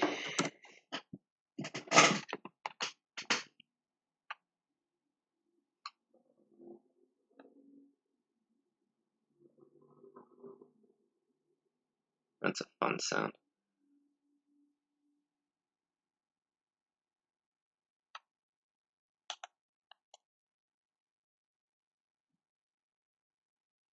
Okay, well, even if I get this, I'm not going to be able to implement it. So, have they added anything to the ACL so far? Actually, this is no website. This is a file I have downloaded, so there's no way that would update.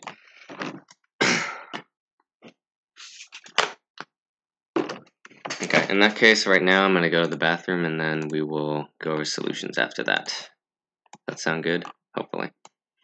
So again, I solved A to D, so I will do those. E and F, I have no clue. F, I've barely even read, so we will leave it at that. Yeah, I will see you after. Let's not stop recording.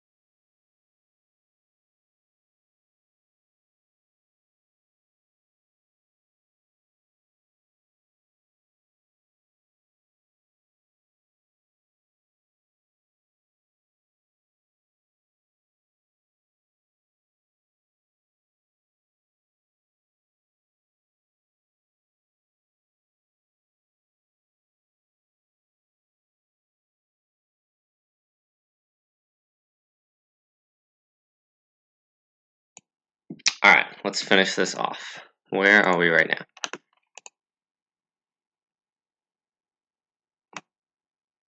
Alright, so our rank is not changing that much. So that means some people are going to solve E, but I guess not that many people. So E's hard. I guess C and D are individually easier, but solving both of them and quickly is not as easy. But E and F are definitely harder.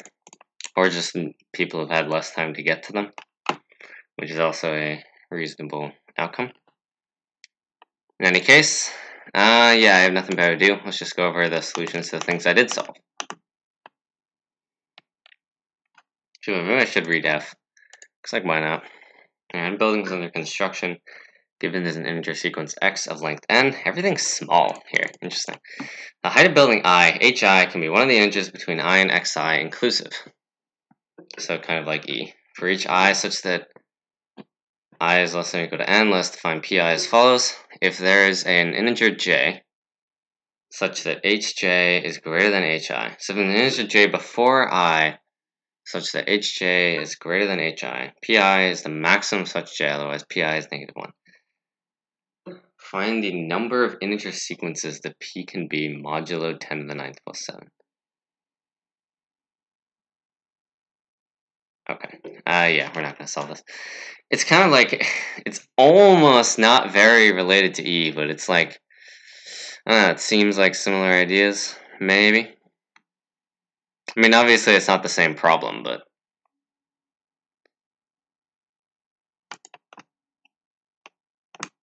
yeah, there's a lot of stuff going on here. I don't know how to do any of it, so we're just going to not do any of it. My mic is up, right? Yep, it is.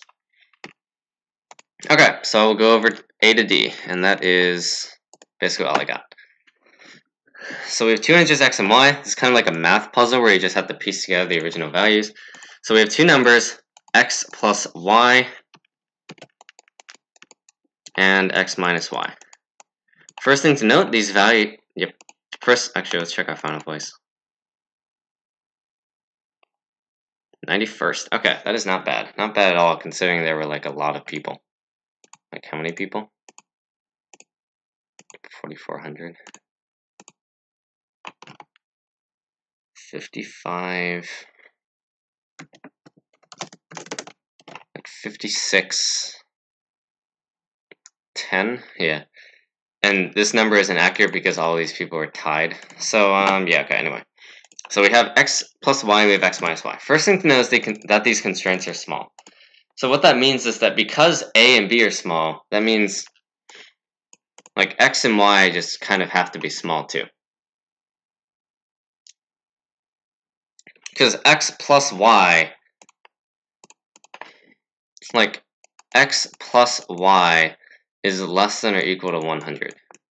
And like between -100 and so on. So even if x is huge and y is tiny, that means like x minus y is going to be of huge magnitude too. And that's just not good. So in this simple solution, you can try all possible x and y between some value like maybe -200 to 200. Something like that. I think that works.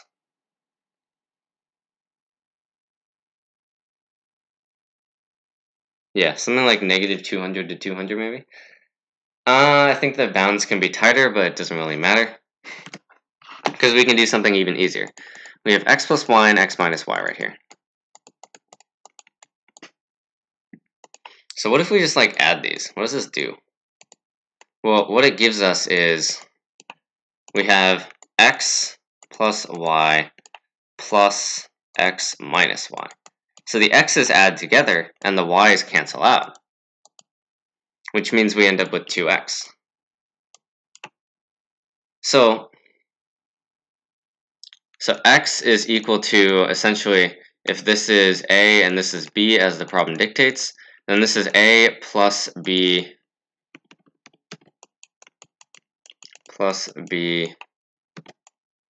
over 2.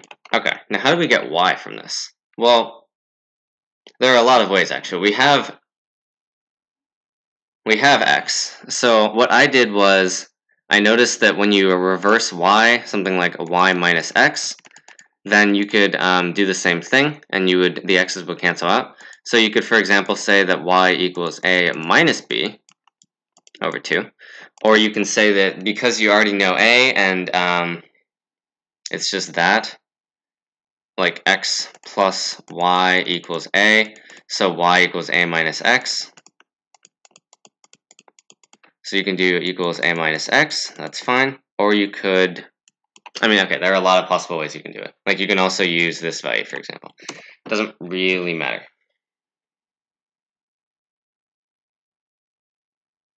I guess it would be x minus b here. So it would be y, yeah. Anyway, yeah, so that's a basically. You just like combine the values, or you can brute force, or really do whatever you want. And the values are small. So let's do b now.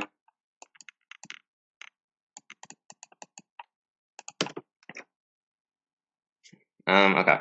I'm gonna assume you know what the statement is. So consider like just any let's think about AT, for example. What's complementary to? Well, there are only two permutations. There's A, T, in which case T is not complementary to T and A is not complementary to A. So that just doesn't work. But if we do TA, then like A is complementary to T, which is true, and T is complementary to A. Okay, now first of all, since we can reorder the second sequence, it should be clear that the order of the characters doesn't matter. Instead, all we need is the number of A's, the number of T's, the number of C's, and the number of G's. And moreover, C's and G's are independent from A's and T's. So whatever matches we make with these, like we're just gonna use the leftover C's and G's to make the rest of these matches. Now let's further exploit the fact that we only care about the numbers. Say we have like 5 A's here. So we have 5 A's here. Right now these A's can only match with one thing. That it has to be also 5 T's on the other side. No matter where they are, we need to have 5 T's.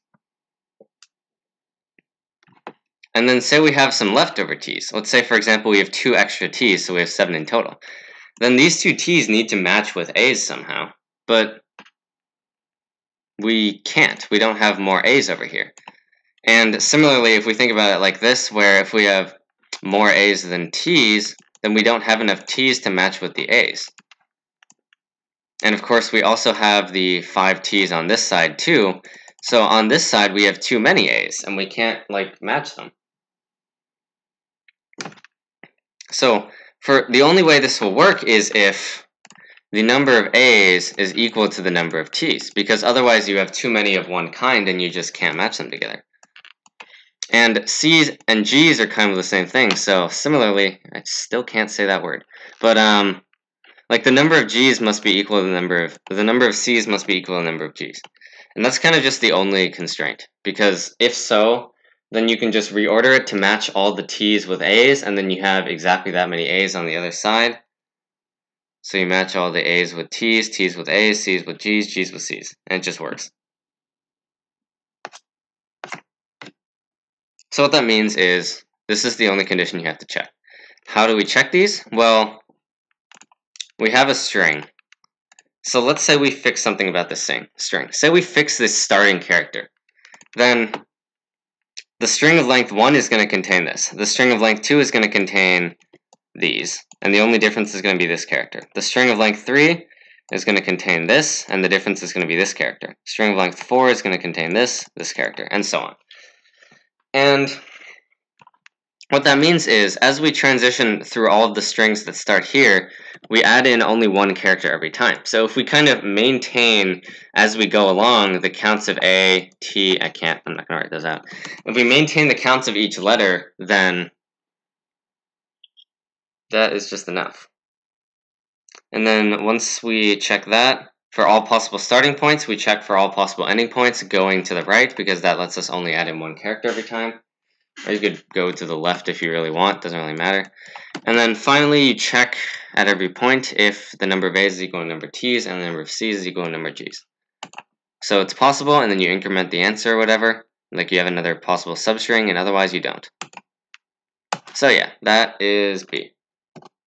If it were subsequences, I think it would be even more interesting, actually. Or it'd be like combo, actually, so it wouldn't be interesting. Okay, here's C. Personally, I found this like more annoying than D, but D was mathy, so I mean, whatever. Either way. So let's see what happens here. C is something. Yeah.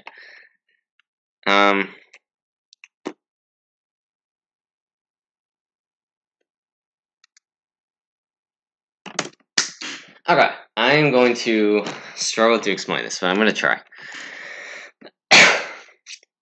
There's much of like there's like one key observation about this problem, and then the rest just kind of falls in place as you kind of work it out. So whatever it may be, let's consider the length of the time that the first person stays in the elevator. And then we have, like, for example, 5 slots in between. Now, some person may get on here, and they will get on here. And in which case, what happens to this person? Well, because of the problem's constraints, this person must stay on the elevator for exactly as long as the other person as the first person. Which means that its interval must be exactly this size. And there's nothing in between here, kind of like by definition. And then what happens here? Well, this person must do the same thing. Its interval must be exactly the same size. And then we continue this, and I guess I'm going to draw out all of these because I kind of doomed myself into this. We're going to do like a disordered rainbow. Actually, no, never mind. Use some weird colors.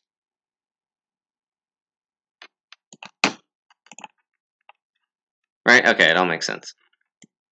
And then this, finally, it's like some weird wiring system, must match up with these. And then now, these 12, like, kind of just form a group. And so we have 12 of these.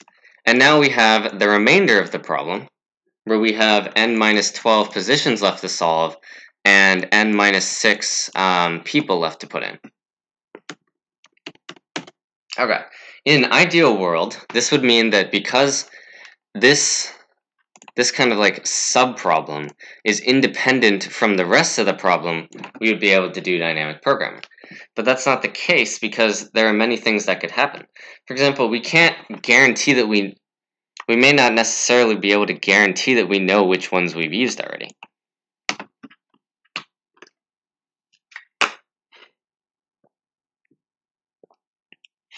But now we do a few more things. And in fact, this DP is the final solution, or at least my solution. But there's a few more things you have to understand to make it work. First of all, if something has, I'm going to use question marks and negative ones interchangeably, because, I mean, it's obviously the same thing. So if something has 2 question marks, then, like, it has no position. So it's equivalent to all the other things that have 2 question marks. So we can kind of just, like, group all the things that have 2 question marks together, and we'll call it, like, count of question marks or something. Okay, now, what do we do next? So what that means is that we don't really care about which question mark people have used, only the number. And unfortunately, it also means we have to include this in our DP state, but it turns out to not be that big a deal in terms of implementation. So now the DP state is the position, that is like the number of things we've already solved, and then the number of question marks we've used already. Or we'll say the number of question marks we've used already, or the number of double question marks. That's it. That is things that have no fixed values at all. Otherwise, there are 3 possibilities. We have this, we have this, and we have this. Where the left value is fixed, the right value is fixed, or both values are fixed. But if the left value is fixed, and it's like out here, then like whatever, right? I mean,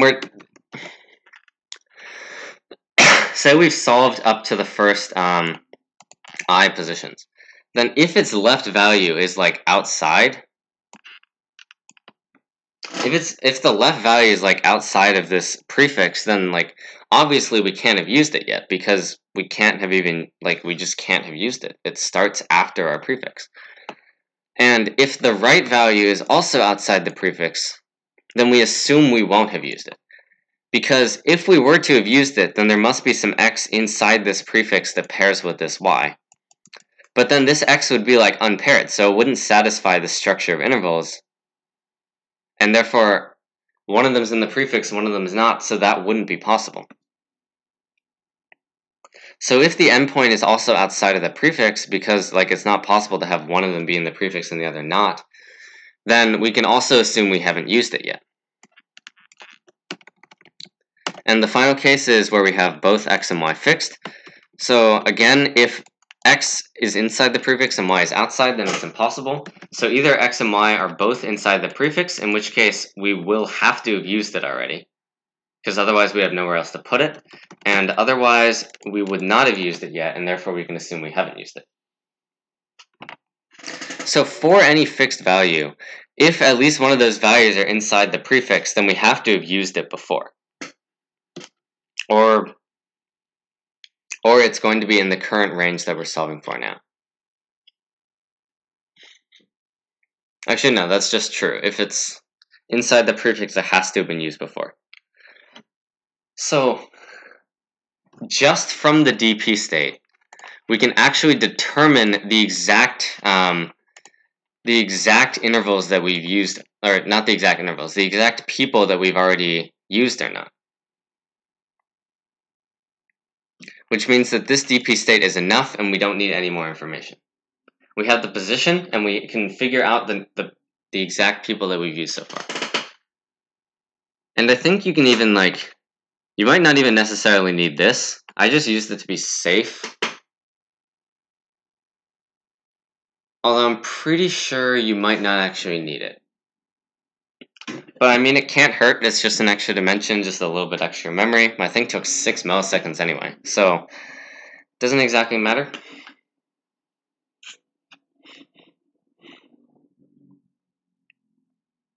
What does matter is how to do this. Indeed, how do we do this? There are a lot of cases in this implementation that I have. It is very easy to mess something up. So if you get a wrong answer, I mean, this idea could still be right. Like, I got AC with it eventually. But there are a lot of cases. If you can't find them all, you might want to look at my code, I guess. Okay. There are a ton of cases. So let's just like go over them all, I guess. Are they still in my code here? No, they aren't. Okay. So first of all, so the transition for this DP is we're going to take some length k, and we're going to say that we're going to take some length k, and we're going to say that this is the new part of the prefix. Like, we're going to stick this inside our prefix right now.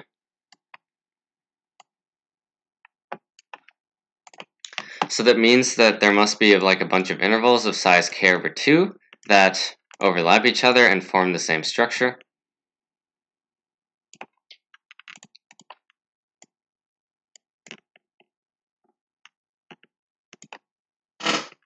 And so all these intervals are of length k/2, which means the distance between the first and the last is equal to k/2. Okay, that I just can't write. k/2. Cool. With that, what can we do? Well, what we can do is we can make this work somehow. Okay, so the question marks, what's this? So for filling in the question marks, we can just kind of assume that, like, if the ones that are fixed are valid, then we can fill in the rest with question marks and that'll be fine.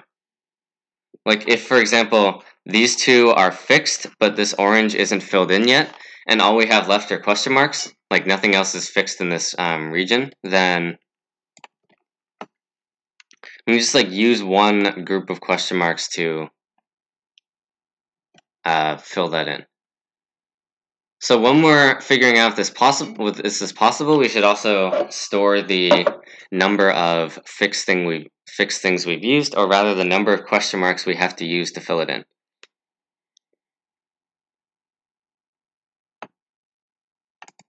I'm actually quite sure that we don't need the question marks in this state, but whatever. So what's up with this? What's happening here is that, okay, let me think about this for a second. This is a bunch of casework again. So basically, we assume it's possible until we find something that makes it impossible. And there are a lot of ways for it to be impossible. Let's start with this. There are three cases. We have something that that's fixed on the left end. If something is fixed on the left end, then if it's inside this second half, then that means wherever it may be, its other half is going to be, first of all, obviously the distance between all of these has to be k/2, because otherwise I wouldn't form this. So if it's in the second half, it's like outside, its end is outside the interval. So if we have something in the second half automatically, where one thing is fixed, automatically it's not possible. Otherwise, if its start is either over here, then we'll assume we used it in here, or it's over here, then we'll assume we use it later. So in either case, it won't be used here. So the only time where we're actually going to use it is if it's in the first half. So let's see. Second half, then no. So if it's in the first half, then, well, there's something else. There has to be not already something else on its position.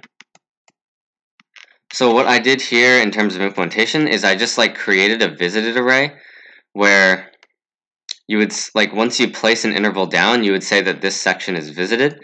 And so if we're here and we've already got this position being visited, then it's impossible because we have to put something else here.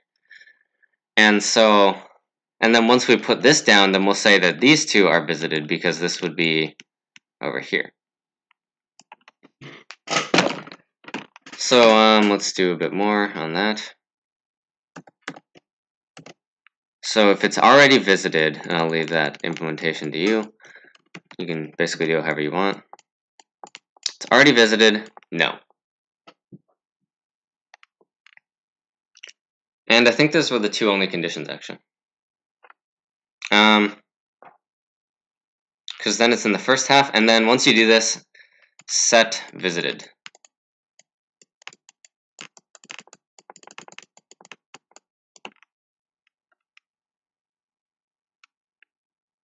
Because now you have to put this wherever it is in the first half.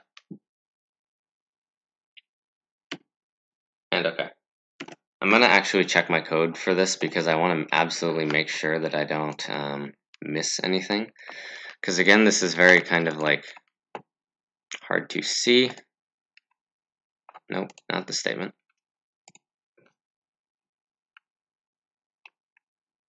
So okay, in this first case, this is so annoying. So this is checking if it's in the first half, then if it's visited already, we done. Otherwise, if it's in the second half, impossible. Okay, so now we have the second set of cases where we have the second element is fixed. Then it's actually almost the exact same as the first half, as the first one being fixed. There's nothing special about it. First of all, if it's in the first half, it's impossible. If it's outside the prefix, we'll have used it before. And if it's outside here, we'll use it later. Or it's not possible to use it at all. In which case,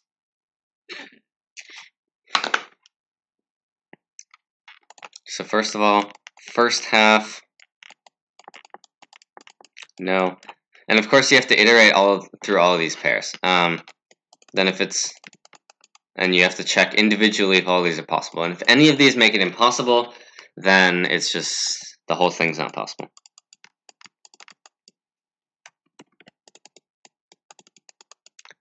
So the second element being fixed is almost the exact same thing. If it's in the first half, then its other thing is going to like be out of the interval. So you can't have that. Instead, it will have to be in the second half. Somewhere, for example, over here, which will then match with something on the first half. Once you do that, you check if it's already been visited. If so, it's impossible. Otherwise, you can be happy. And yeah. And set them to visit. Now the final case is if both elements are fixed. So first of all, this is more annoying to check. If one of them is in the interval, but the other one isn't, then automatically you're screwed. Because like that's just how it works. Both of them have to be in the interval. What did I just do? I just zoomed in. Okay. So one inside interval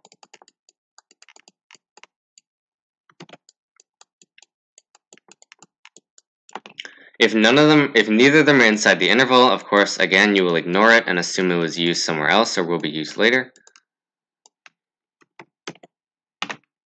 So now we assume that both of them are inside this interval. For example, over here. But there's even more to be done here. Because these values must still be used to like satisfy this kind of structure. So like this, if we use it like this, it's gonna like break the structure. And that's bad. So the second condition is that it has to fit the structure. So first of all, the first thing must be in the first half and the second thing must be in the second half. And it must match with one of these intervals. And both of these can be summarized as, if both of them are inside the interval, then the distance between the two has to be exactly k over 2.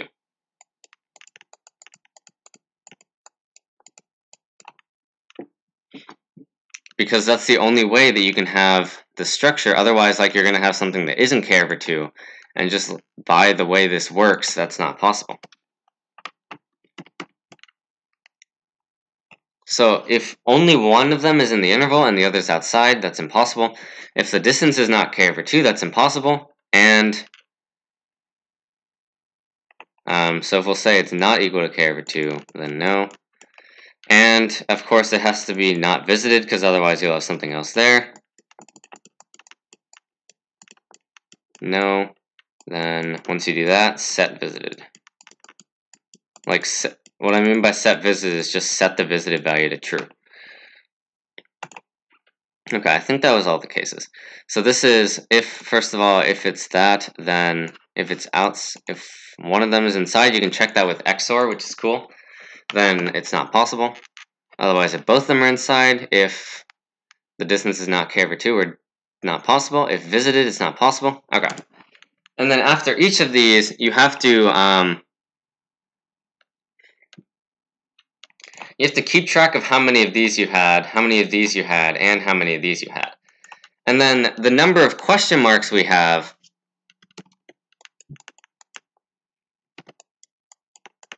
is just like k over 2, because that's how many, we have exactly k over 2 intervals, because each interval takes up 2 spots, and we have k spots. So we have k over 2 minus the rest, like everything else.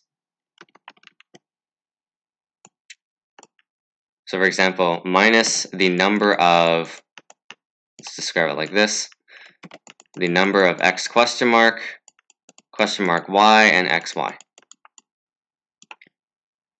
This is the number of question marks we're going to use on this interval to kind of like fill in the things that haven't been fixed yet. And so if finally, if this DP state that we're considering, that we've built, so far we've built up this prefix and we've used this many question marks, if the number of question marks we've already used plus this number of question marks is greater than like the total number of question marks that we have, then it's not possible.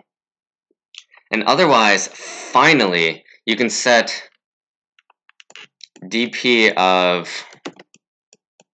I plus k, and that will be number of question marks plus the new number of question marks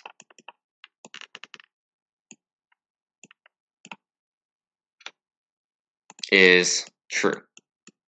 That is, it's possible to get to this state. So if all of these conditions are satisfied over all of the intervals, then finally, and we don't use too many question marks overall, then finally we can say that we can extend it by this prefix and it's possible.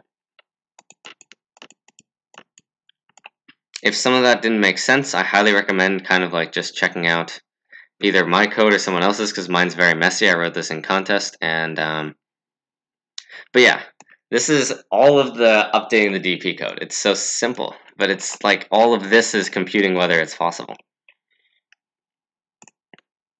And then the final answer is DP of 2n, because like you have to have filled in the whole thing, and you have 2n spots to fill, and also it's the number, we have to have used exactly the number of question marks that we have.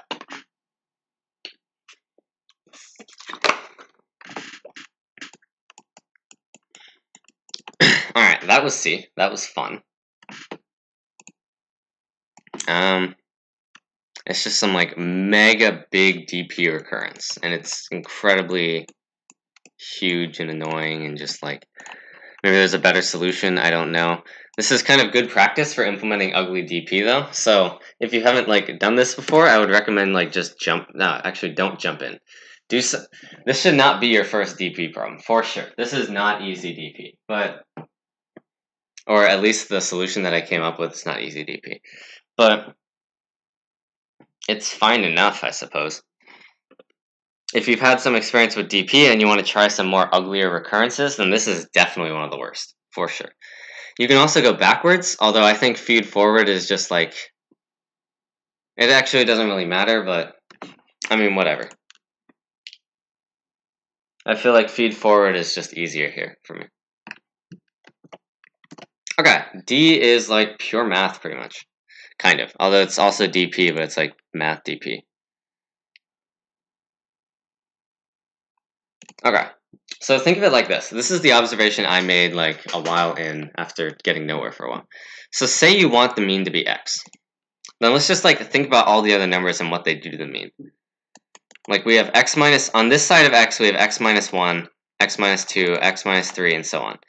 On this side of x we have x plus 1, I'm going to use a different color, I guess. On this side, we have x plus 1, x plus 2, x plus 3, etc.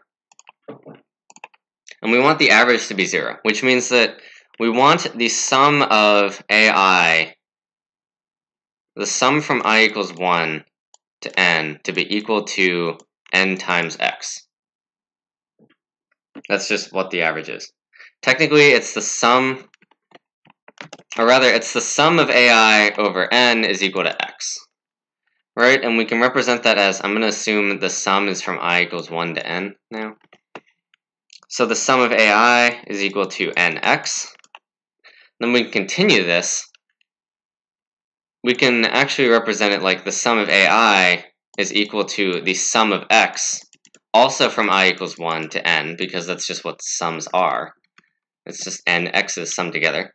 So now we can say that the sum of ai minus the sum of x is equal to 0, and we can represent this to be the sum of ai minus x is equal to 0. So now let's replace everything by ai minus x. And in this case, this would come out to be -1, -2, -3, and +1, +2, +3, and this is 0, so it doesn't actually affect the sum.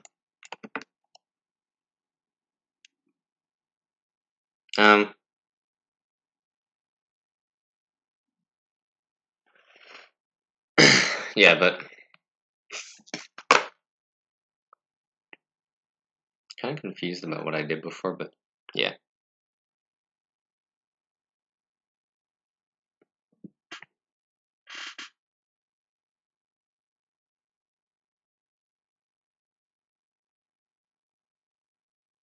What am I saying?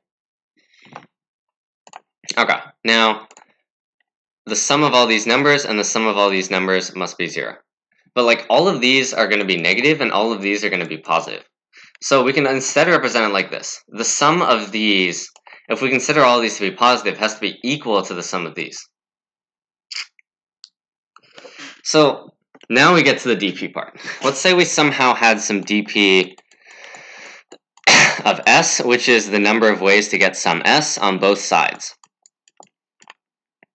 Then the answer for this x is the sum of dp of the left and s times the dp of right s, because it's just the number of ways to get like x on this side, and then it's multiplied by the number of ways to get x on this side because all of these are independent. So it's the sum of that times the sum of dp of right and s. Now that is cool, but how do we like do that? Is the thing. So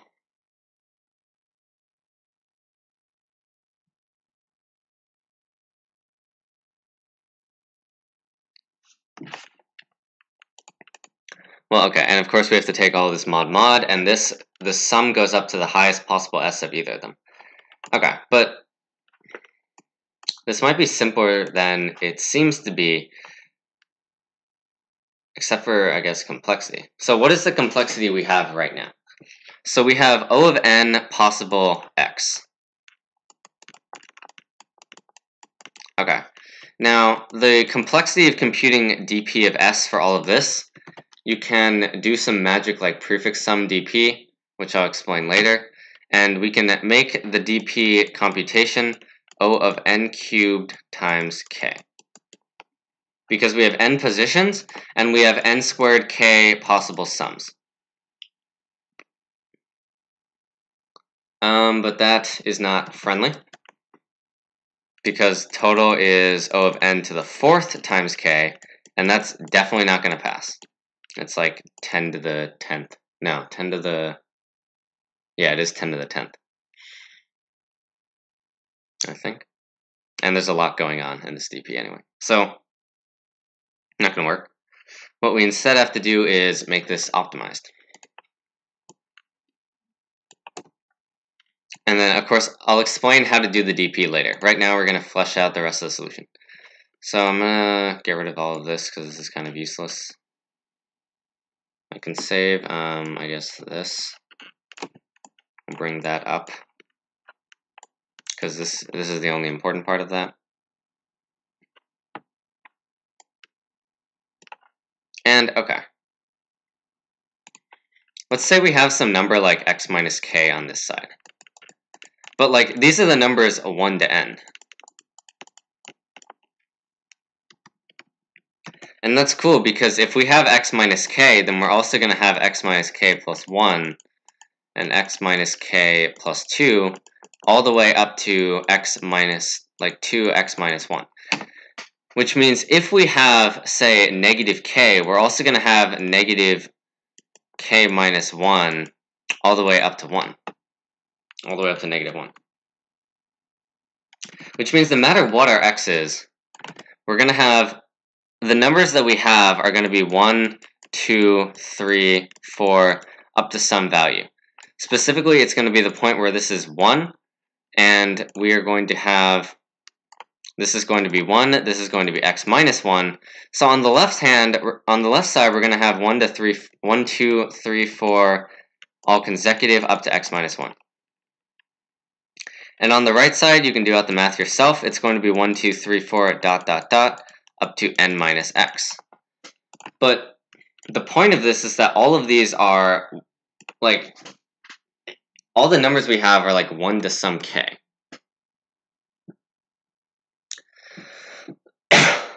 And what this means is that most of the states are kind of like similar, or most of the fixed averages are kind of similar.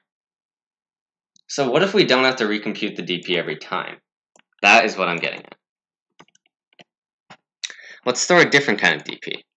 dp of, I don't know, let's say x and sum.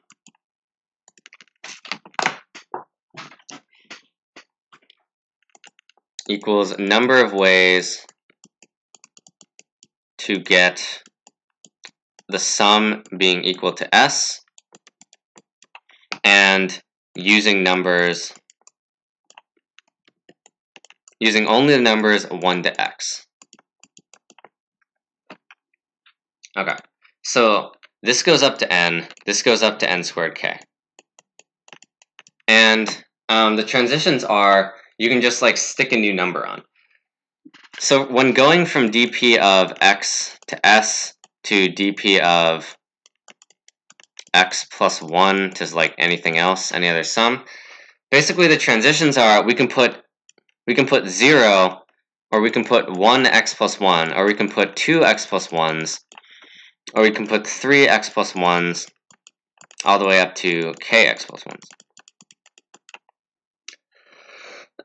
Which means that the dp is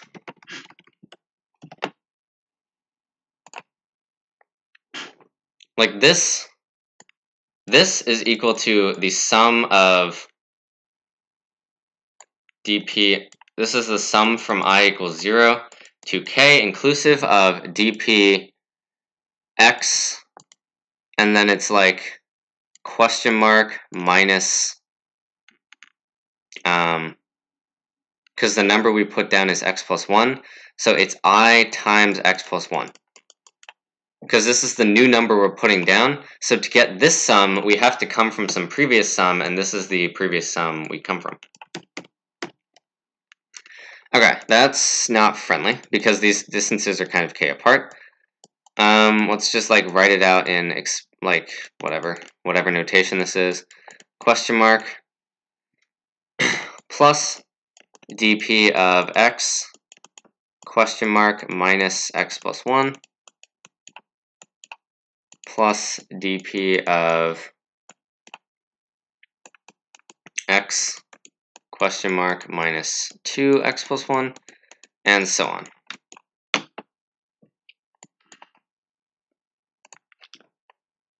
So if you've done stuff like this before, you can kind of recognize that when we like, say we fix x plus 1, and then we're going to compute like all the question marks kind of in a row. If we've already done, like say we already have this sum, then when we're computing the next value, for example, dp of x and the question mark, or sorry, dp of x plus 1 and the question mark plus x plus 1, the key idea here is that this sum isn't that different. In particular, all of these values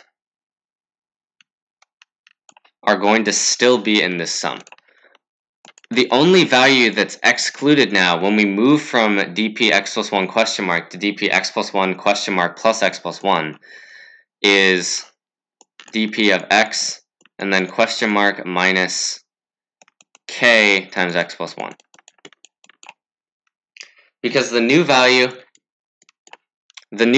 is not going to include that in its sum because it's too high. So when we transition, we get rid of this, and instead, which means we subtract it, and then instead we add dp of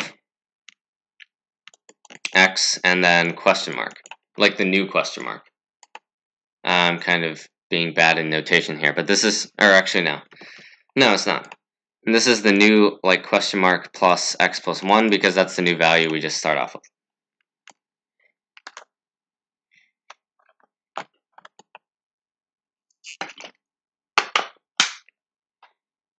Kind of let that sink in. Okay, so now all we need to do is we need to kind of like maintain these sums as we go along, because every time we change from something to something else, the sum is only going to change by 2 elements. One way to do that is to notice that all of these are always going to jump by x minus 1 every time, or sorry, x plus 1. So we can just kind of like store x plus 1 different sums, like an array of prefix sums of, or rather suffix sums, I don't know, whatever it is, like x plus 1 different ones, and then when we're at, then we modify like p sum of the question mark modulo x plus 1.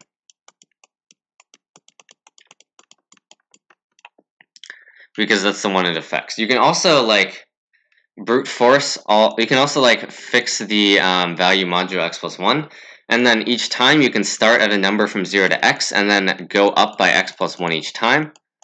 And that's simple because automatically, like, you just maintain these sums and just go along, have a happy day, you know? Because then you automatically know what you have to subtract. You don't have to worry about like arrays or modulo stuff like that. It's another approach to do it. But either way, the only thing you need to make sure is that you maintain these sums along the way so that when you get to a new element, you can make use of the sums you've already computed. And therefore, each transition is, instead of being O of n because this sum has O of n terms, now it's only O of 1 transitions. Which means that we have n states, we have n values of x, n squared k possible sums, and O of 1 transitions, multiplying all these together, we get O of n cubed k to compute this whole dp. And this is pre-computation, because again, going back to the average part, these are only going to be like 1 to sum k, which means that we can use this dp for all of the averages. So we pre-compute this dp. It's going to be a massive array, but AtCoder gives us a ton of memory, so I think that's fine. Then once we pre-compute this, we push on. And now we just sum up this quantity for all possible averages. That is, left is, now it's x minus 1, and right is n minus x, and then it's over all sums that x minus 1 and n minus x can reach. Note that the maximum sum is like when you have all elements, so it's n times m plus 1 over 2 triangular numbers times k, which is on the order of 500,000. So I just use like 600,000 or something, and that's safe enough to always be fine. So you can use a DP array of size 600,000 and like n times 600,000, or n plus 1 technically, however it works. And yeah, so that's also the highest sum you need to iterate to. So overall, it is n cubed times k to both pre-compute the DP and do the like average stuff. And you sum all of these sums up over all averages. Or wait, no, this is just, no, it's not the sum. This is the answer for an average. I'll write it out one more time. For an average equals x, it's the sum of dp x minus 1 times s, sum over all s, times the dp of n minus x times s. There is one more special case that we can't have the empty set. Actually, no, wait, there's a bit more. There's a tiny bit more to the solution. That, well, what about x itself? We haven't considered using x. So we can have 0, x, 2x, 3x, etc. But no matter what we do, considering the sum of ai minus x, this is all just going to be zeros. Right, so we don't actually care how many of x we have. I'm pretty sure what that means is just that we can just get away with multiplying all of this by k plus 1. Because we can have 0, 1, up to k different values. We can have 0, 1, up to k, like, values of x in the multiset. These form k plus 1 possibilities. And that's still not it. There's one final case that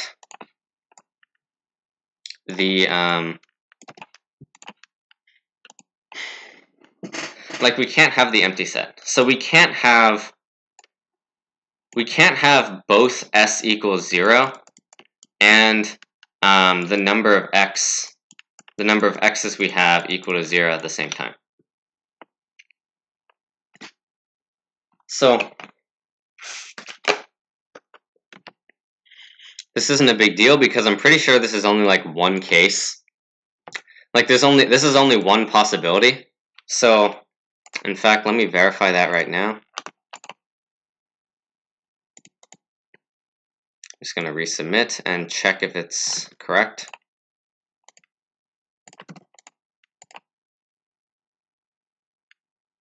This should just be 1, I assume.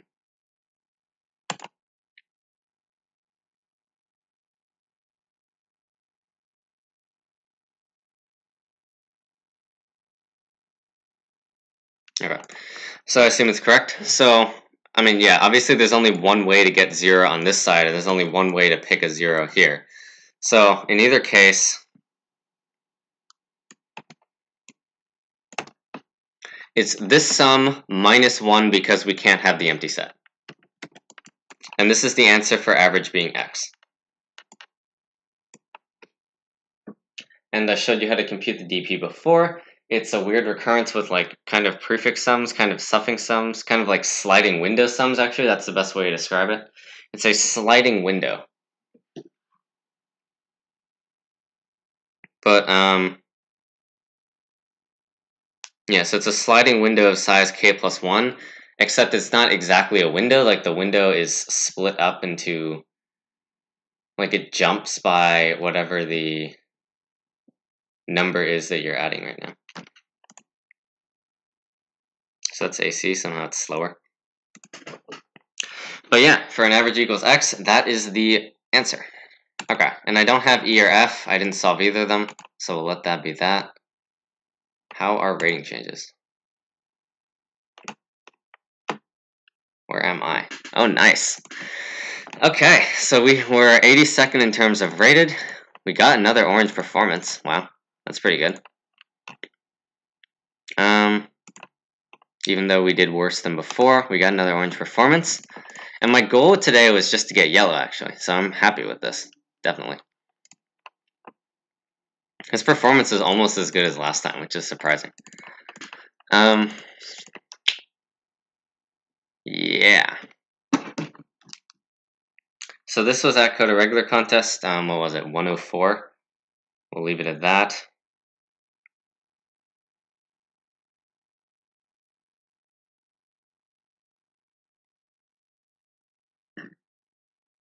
And I think, let me check if we're at 2K. Wow, we are. We hit it.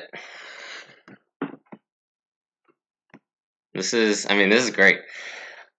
Just as an overview, like this channel is growing incredibly fast, way faster than I expected it to be. And I'm just honestly glad that you guys are enjoying the videos. So, this is another one. I'm going to keep making them. Yeah, I guess we'll leave it at that. Alright. Thank you guys for 2K, and hope you enjoyed watching, or at least seeing the solutions. Okay, goodbye.